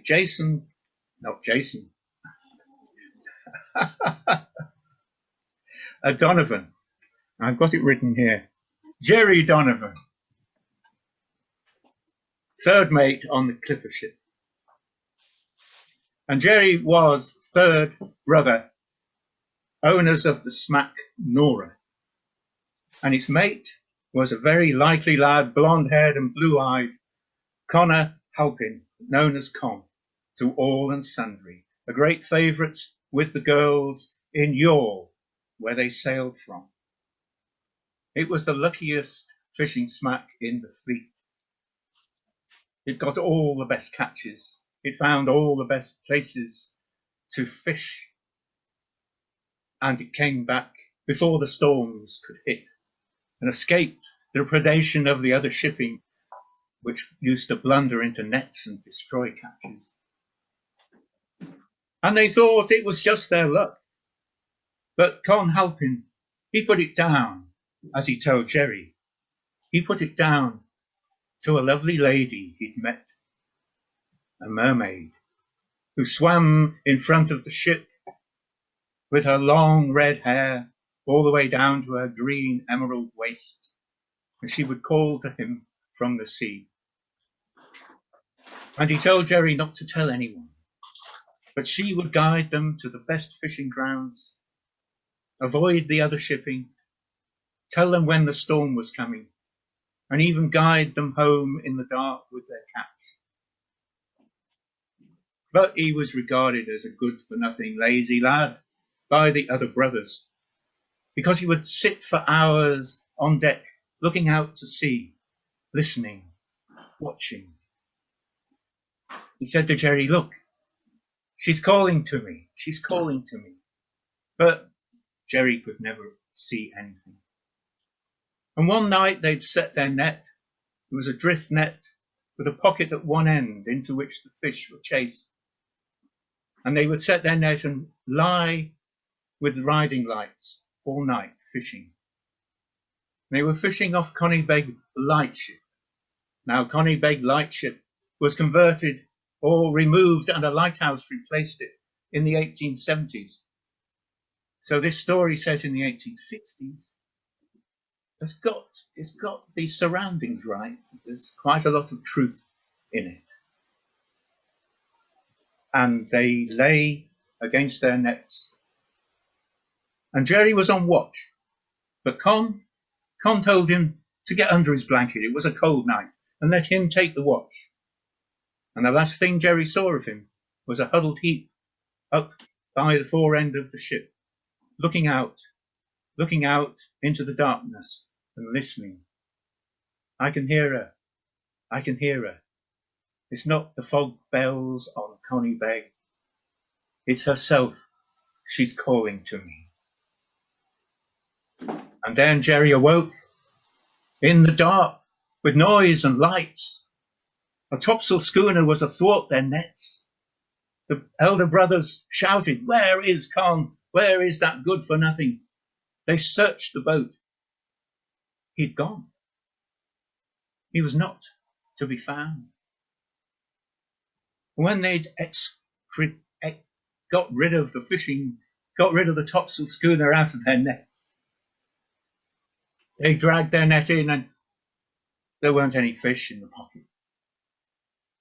And with sad hearts they went home and had to report the loss of Con Halpin that night.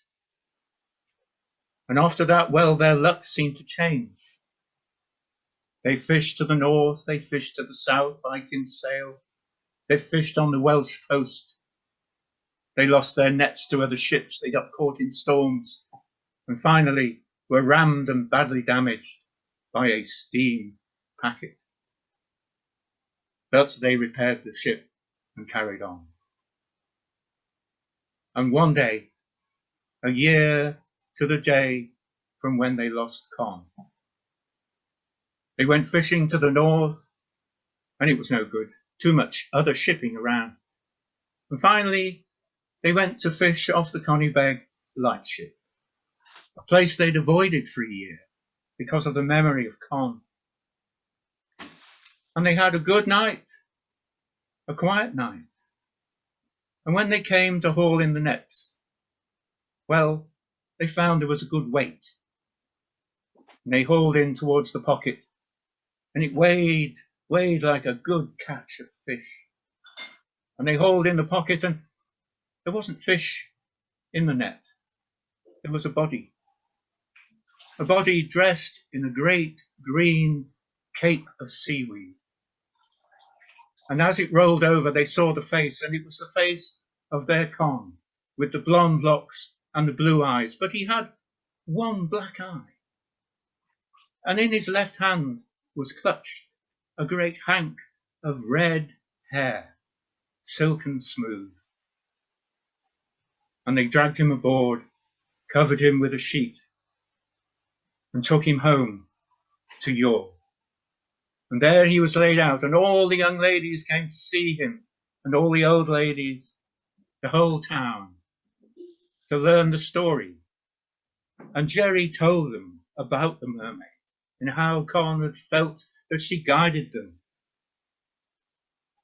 And the old lady said, "Ah, well, you see, they've had an argument down below the sea." And she struck him in his eye and blacked his eye, and he's grasped her hair. And then she's turned him back into a mortal, and he's drowned.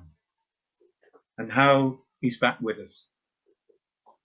And before they buried him, they prized open his hand so gently and took the red hair, and it sits in a glass jar in the Eel Pot pub on Queen Street, on the road out to Cork. And let's hope it's still there. The Mermaid of Conny Bay.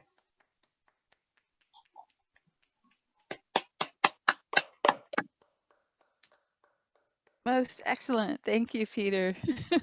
We're all going to have to go to that pub now and have a road trip when the pandemic's over and go check that out.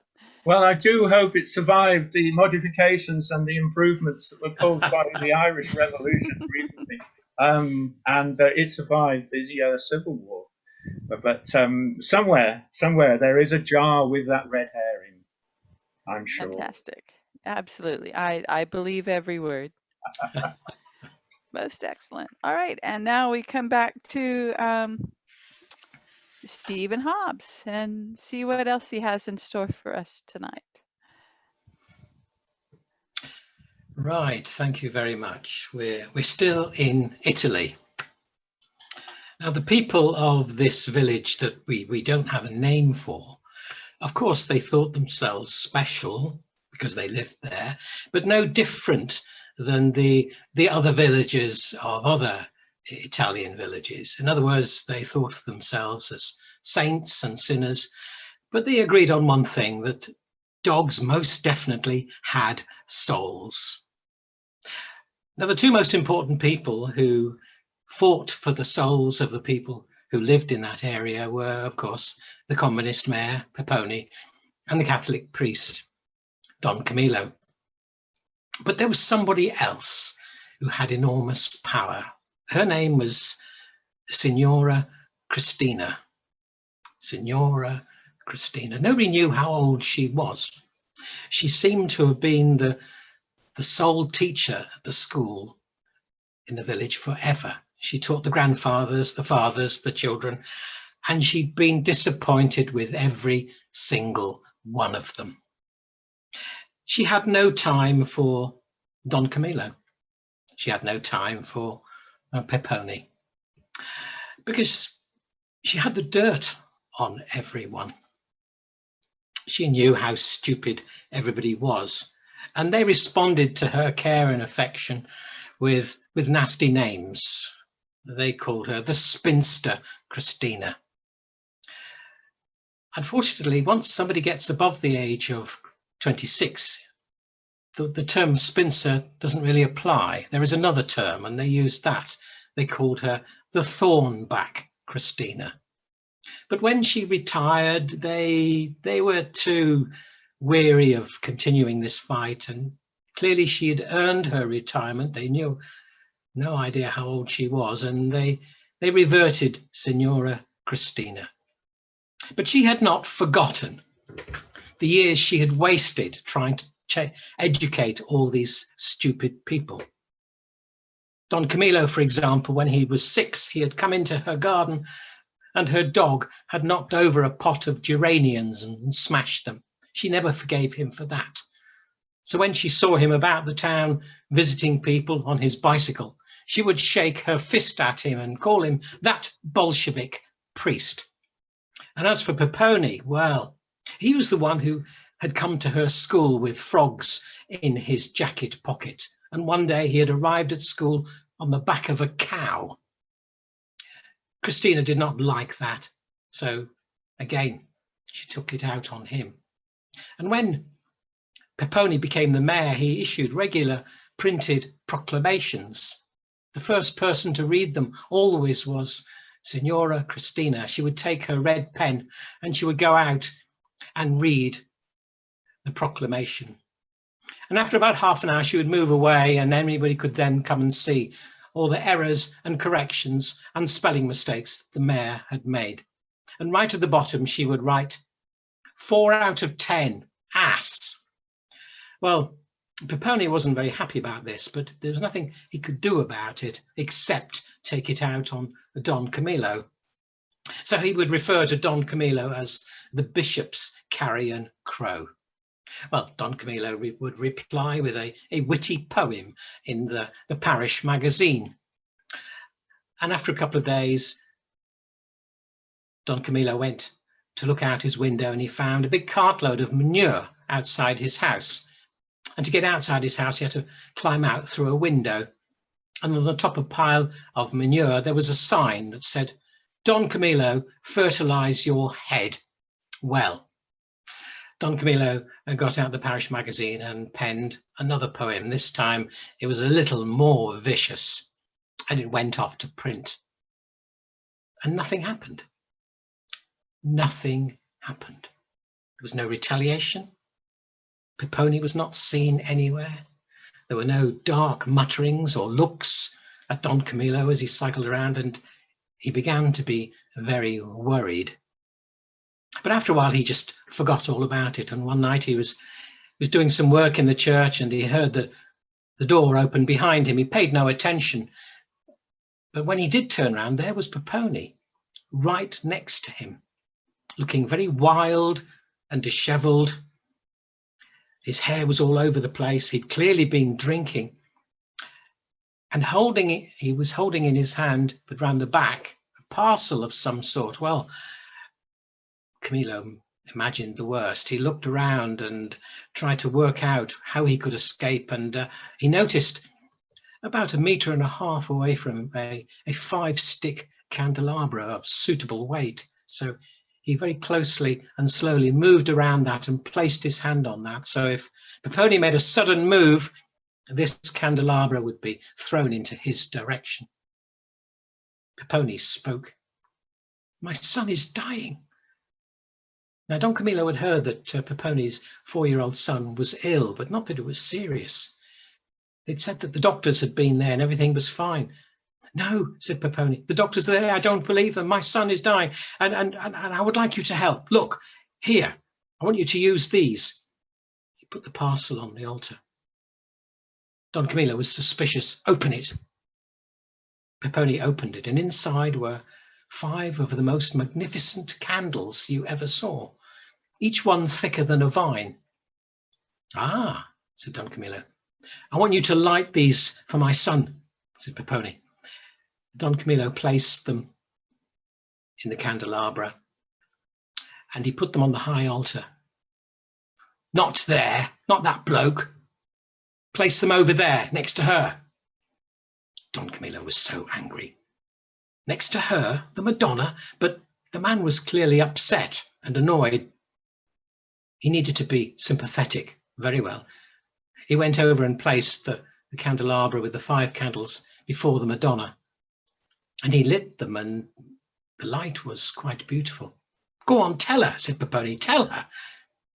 So Don Camillo turned round and he clasped his hand and he made a small prayer to the Madonna for the health and safety of Peppone's son. And then when he turned round, Peppone had gone. What's going on here? Said Jesus. Did I hear somebody say her over there?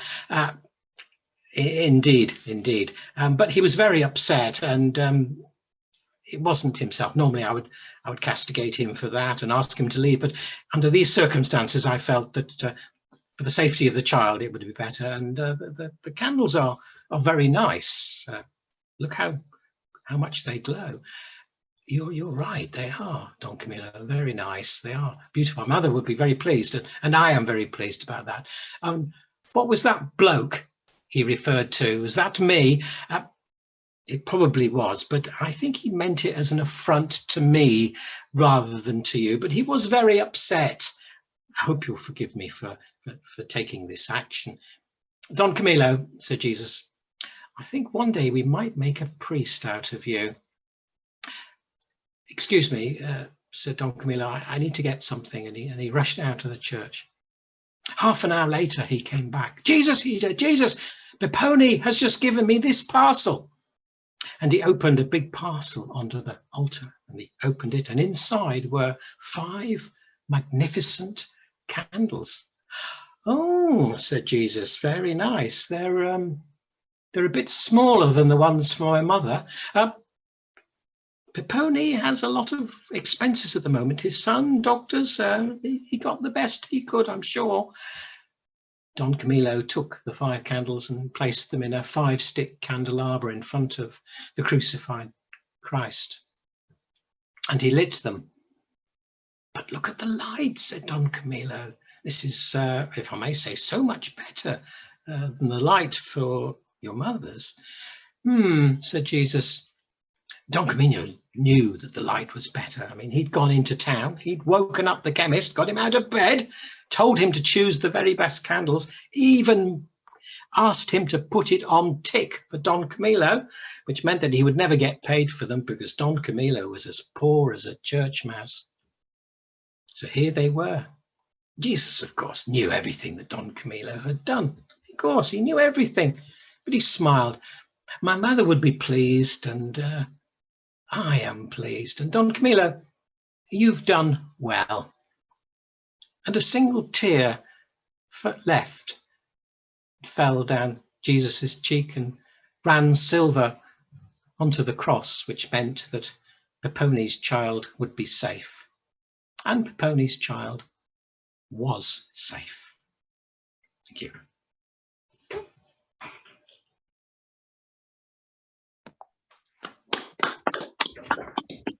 That's excellent. Thank you.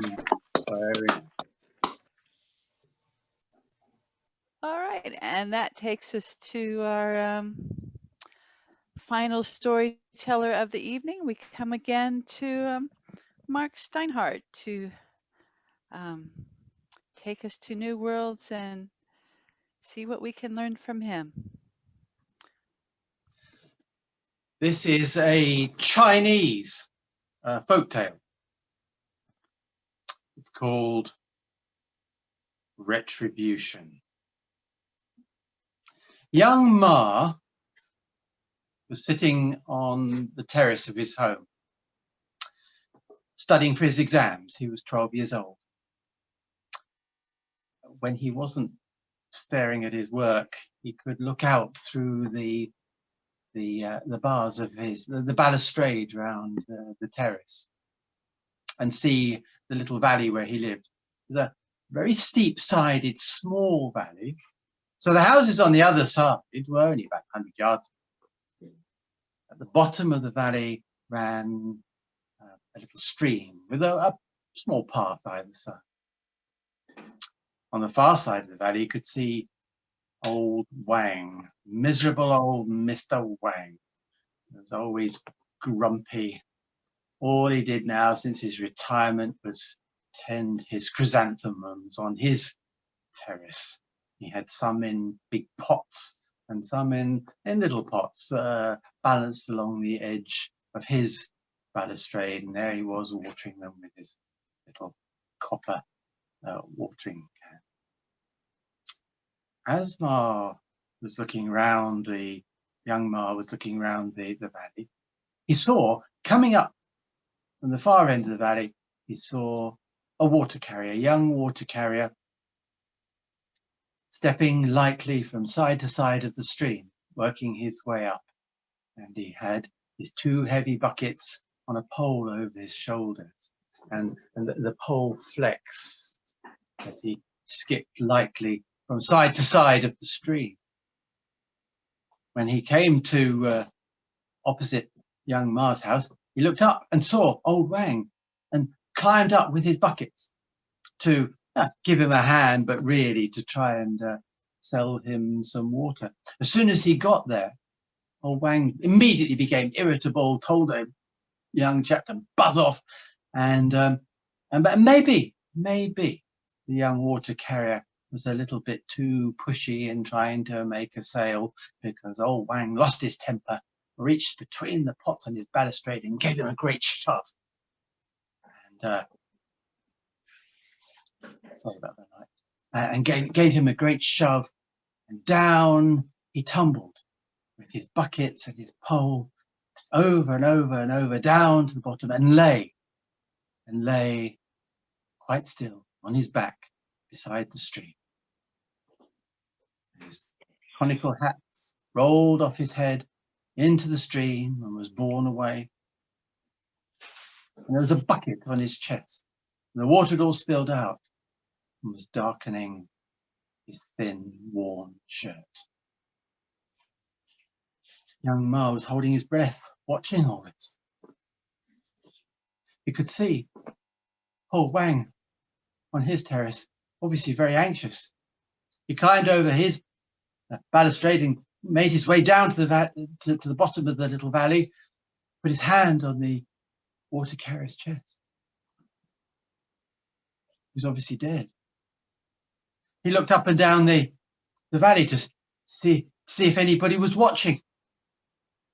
There was no one around, so he couldn't see young Ma at his books behind his balustrade. So he dragged the body a few houses further down the path, and then hurried back to his own house and his chrysanthemums. Well, soon a passerby came by and saw the body, put his hand on the water carrier's chest. Then he hurried off to go and get the constable. The constable came. He put his hand on the water carrier's chest. He hurried off to get the magistrate. The magistrate came and he put his hand on the water carrier's chest. And then he hurried away and he came back with the inspector of accidents and deaths. He too put his hand on the water carrier's chest. Then he looked around. Could see no weapon, no sign of fight, no wounds. He concluded that it had just been a terrible accident. And together, the passerby, the magistrate, and the constable, and the inspector of accidents and deaths bore the body away. Young Ma, he just could not bear to say a word. He just stayed on his terrace, terrified and silent. About 9 years later, he wasn't young Ma anymore. He was just Ma the teacher. He was still there on the terrace, but now he wasn't swatting for exams. He was writing them ready for his own students. And he looked around the valley, as he did, and he saw old Wang, grumpy old Wang. There he was, still on his terrace, still tending his chrysanthemums. And then he saw from the end of the valley a water carrier, a young water carrier. And he was stepping lightly from side to side of the stream. And he had his heavy buckets full of water, and his long pole flexed as he skipped from side to side of the stream. But Ma looked at, that wasn't just any water carrier. That was the same water carrier. He would never forget him. Yes, it was the same water carrier. He'd come to take his revenge on old Ma. He watched, absolutely transfixed. And then, he saw that the water carrier carried on up past his house and the old Wang's house, on up the valley. Where was he going? Ma climbed over the balustrade, down to the bottom of the valley, and followed the water carrier to see where he went. Followed him right to the head of the valley and saw him turn into the courtyard of the Liss family compound. Almost instantly, from the same compound came one of the Liss family servants. He saw Ma, and they knew each other, and he said, I must go to the shop and I must buy incense for the gods to celebrate the birth of the child of my mistress. Ma said, but did you not see the young water carrier going into the courtyard just as you came out? No, no, said the servant and hurried on. And almost at that instant, an upstairs window was flung open. There was one of the maids, and she shouted out to whoever might hear, "Glory be to the gods, my mistress is delivered of a son." And Ma understood. Well, he said, so the water carrier is to be reborn, has been reborn as the son of the mistress for this household. Well. I wonder what merit the water carrier had that he should be reborn into the most illustrious family in the valley, the wealthiest family in all the valley.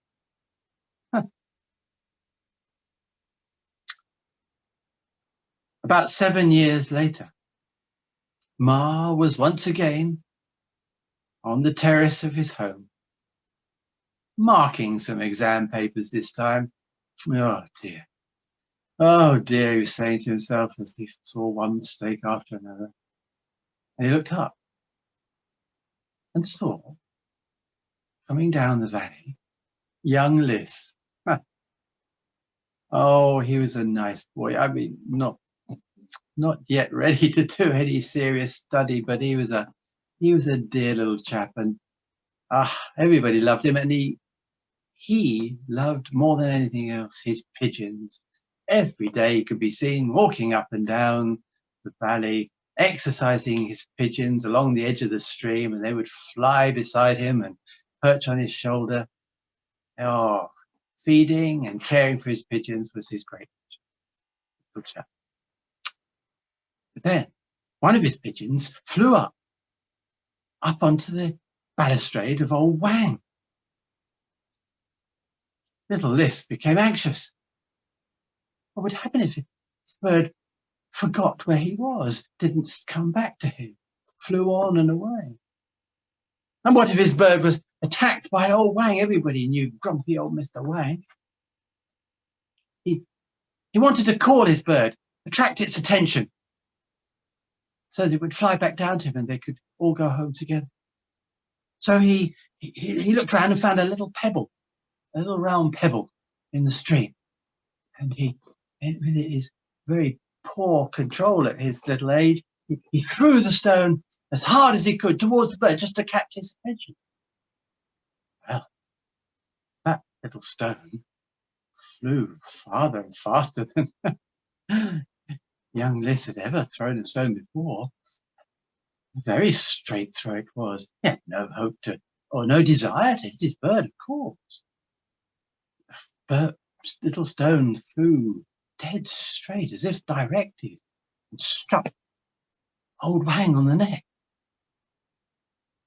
wasn't a severe blow, just a little sting.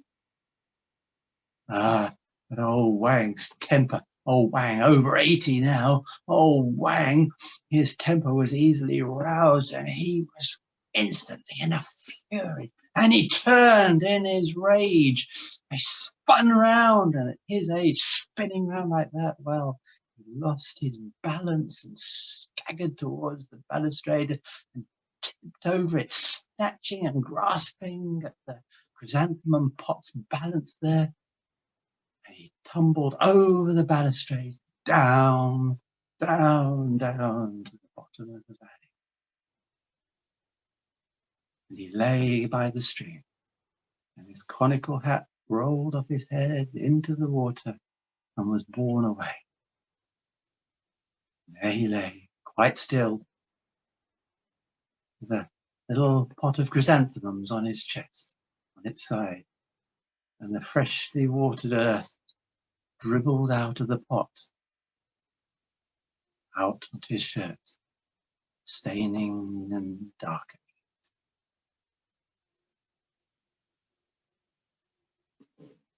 Retribution.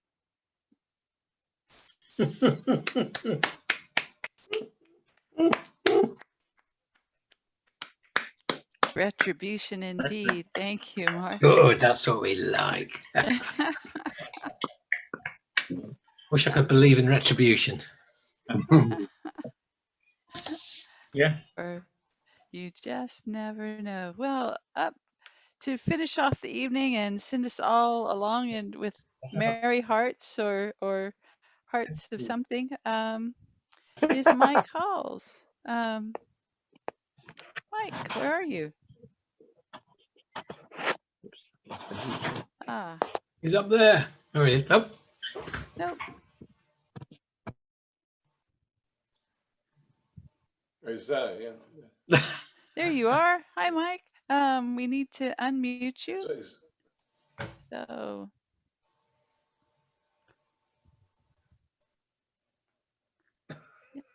You have Yes. one. That's good. there you go. All right, and now the wonderful music of Mike Halls. Thank you. Yay. Thank you very, very much. Magic evening. Absolutely wonderful stories. This next song I wrote, it's a bit of a story in itself, because about 2007, I became a single person again for the third time and discovered that I'm not really good at being married. So I thought it was time to have a break.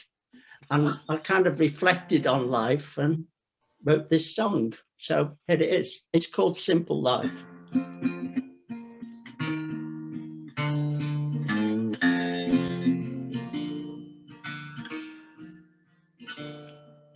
When I was a young man, wanted to be famous for something, but I couldn't see what lay before me.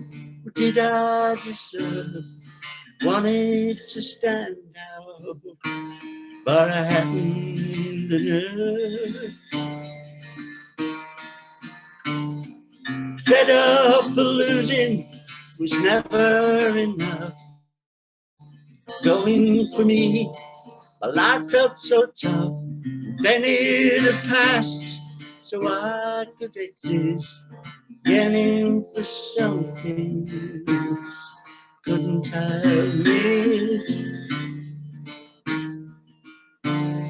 Simple life is all I need.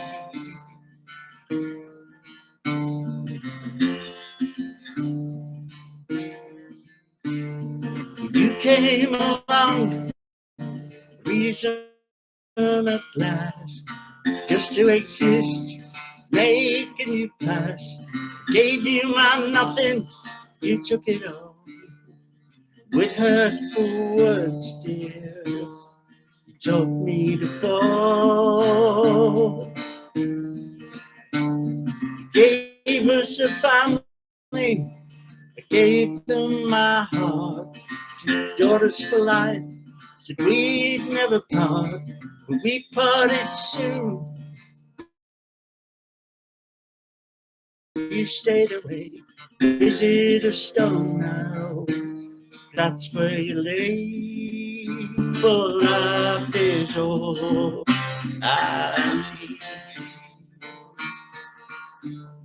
Simple life is all I need.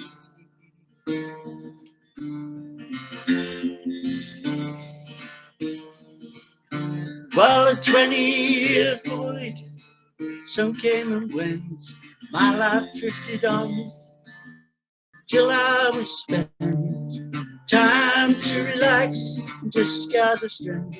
Life of my own now, not sat on a bench. Now I've become what I wanted to be.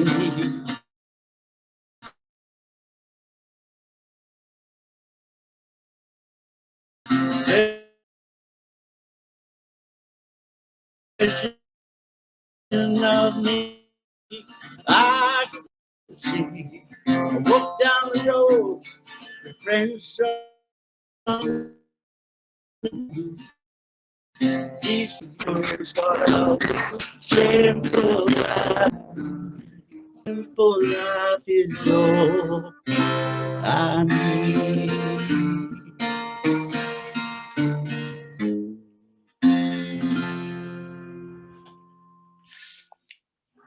Thank you.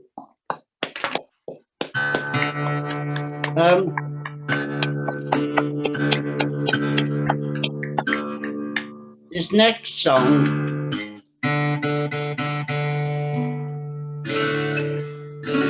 is a cover, and I'm only doing this because I know Steve Hobbs is always saying that there just aren't enough cover bands in Milton Keynes. So I thought I'd do this in honour of him because he loves covers.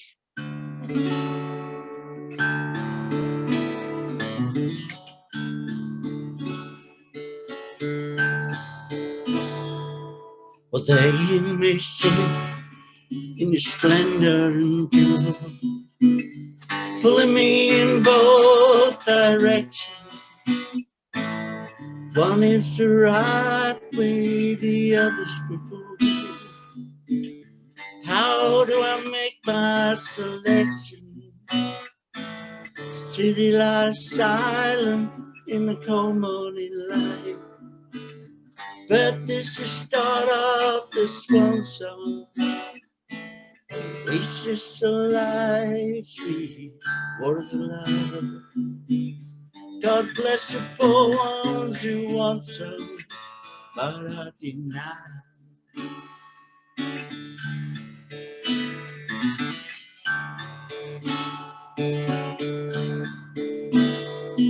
But someone is drowning down there in the flood, but the river will dry by tomorrow.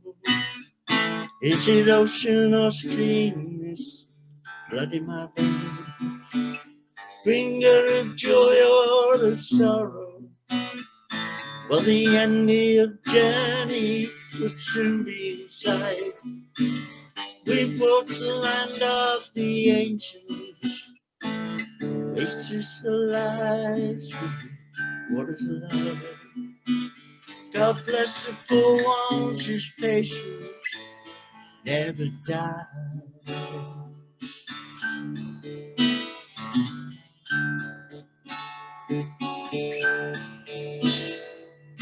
No one is given a map of their dreams. All they can do is to trace them, to know where you've been, to see where you've been. Give us the courage to face them. Well, the end of the journey would soon be in sight. I've walked the land of the ancients, this is the life, waters of love.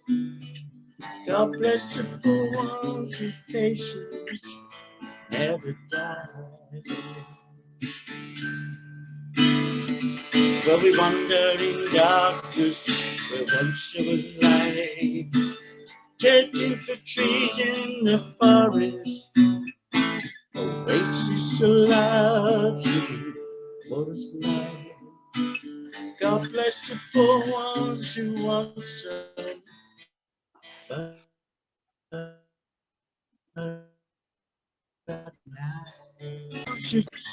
never die.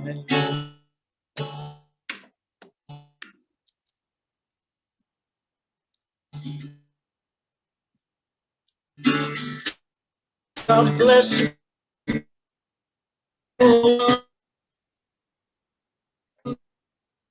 on their own.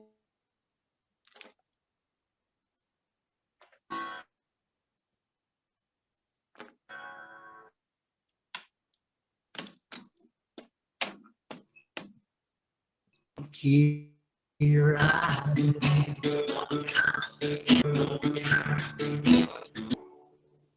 Thank you. We've had some technical difficulties with that one, but thank you so much for those wonderful songs, Mike.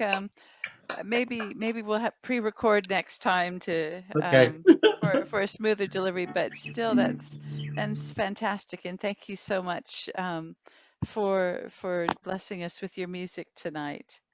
And I think again, I want to thank everyone for coming out tonight and joining us. I hope that you will join us on the 31st of January when it will be Mr. Richard York and Stephen Hobbs and myself and the amazing Terry Howie, who will be joining storytelling, Stony Words in what should be Stony Stratford. And we'll have Phil Dyer and Corrine Lucy doing the music for that one as well. And then again, Daniel Morden on the 3rd of February and the 2nd anniversary of Tales Tattled and Told on the 20th of February. But thank you so much, everyone, for joining us, and we hope to see you again. And it looks like Richard wants to say something. Mr. York, did you wish to say something? I was just desperately trying to unmute the microphone so I could say thank you very much, Lynette, for presiding over the evening and setting it all up. Lynette! Thank you, thank you. It's fun. I do this so I can have fun, but thank you. And I hope you'll put all of that in an email, because there's several different things, will you? Yeah. Oh, absolutely. Yeah, we'll send it out just to let everyone know. And if anybody has any anything they'd like us to share, just pop me an email and we'll add it as well. And that's it. And good night. Right. So good numbers tonight, Lynette. Yes. Yes, absolutely. Yeah. We had a good show tonight. Lots of people turned out, and we're very grateful. It was a good show. Lovely. It's been really good. And, it's been really good. Yes. And Amelia, thank you for coming from northern Spain. And yeah, and thank you to you all. Yeah, it was lovely. Is Amelia the furthest away? Who's further away than Spain? I am from the north, yeah, from Bilbao in the Basque Country. Oh, that's a long way. Anybody else further away? No. Peter, Northampton. No, you're not. You're closer. I'm out at sea at the moment. Oh, of course, so you are. You're on an ice flow, are you? That's it. And I need to say thank you to Mike Halls and Stephen Hobbs and Mark Steinhardt and Deepa Anand for your efforts as well. Excuse me. And Peter Boyce. And anyone else I forgot. No, it's all good. Don't worry. All right. Good night, everyone. Good night. So, Good night. Adios. Adios. Thank you, everyone. Adios. Thank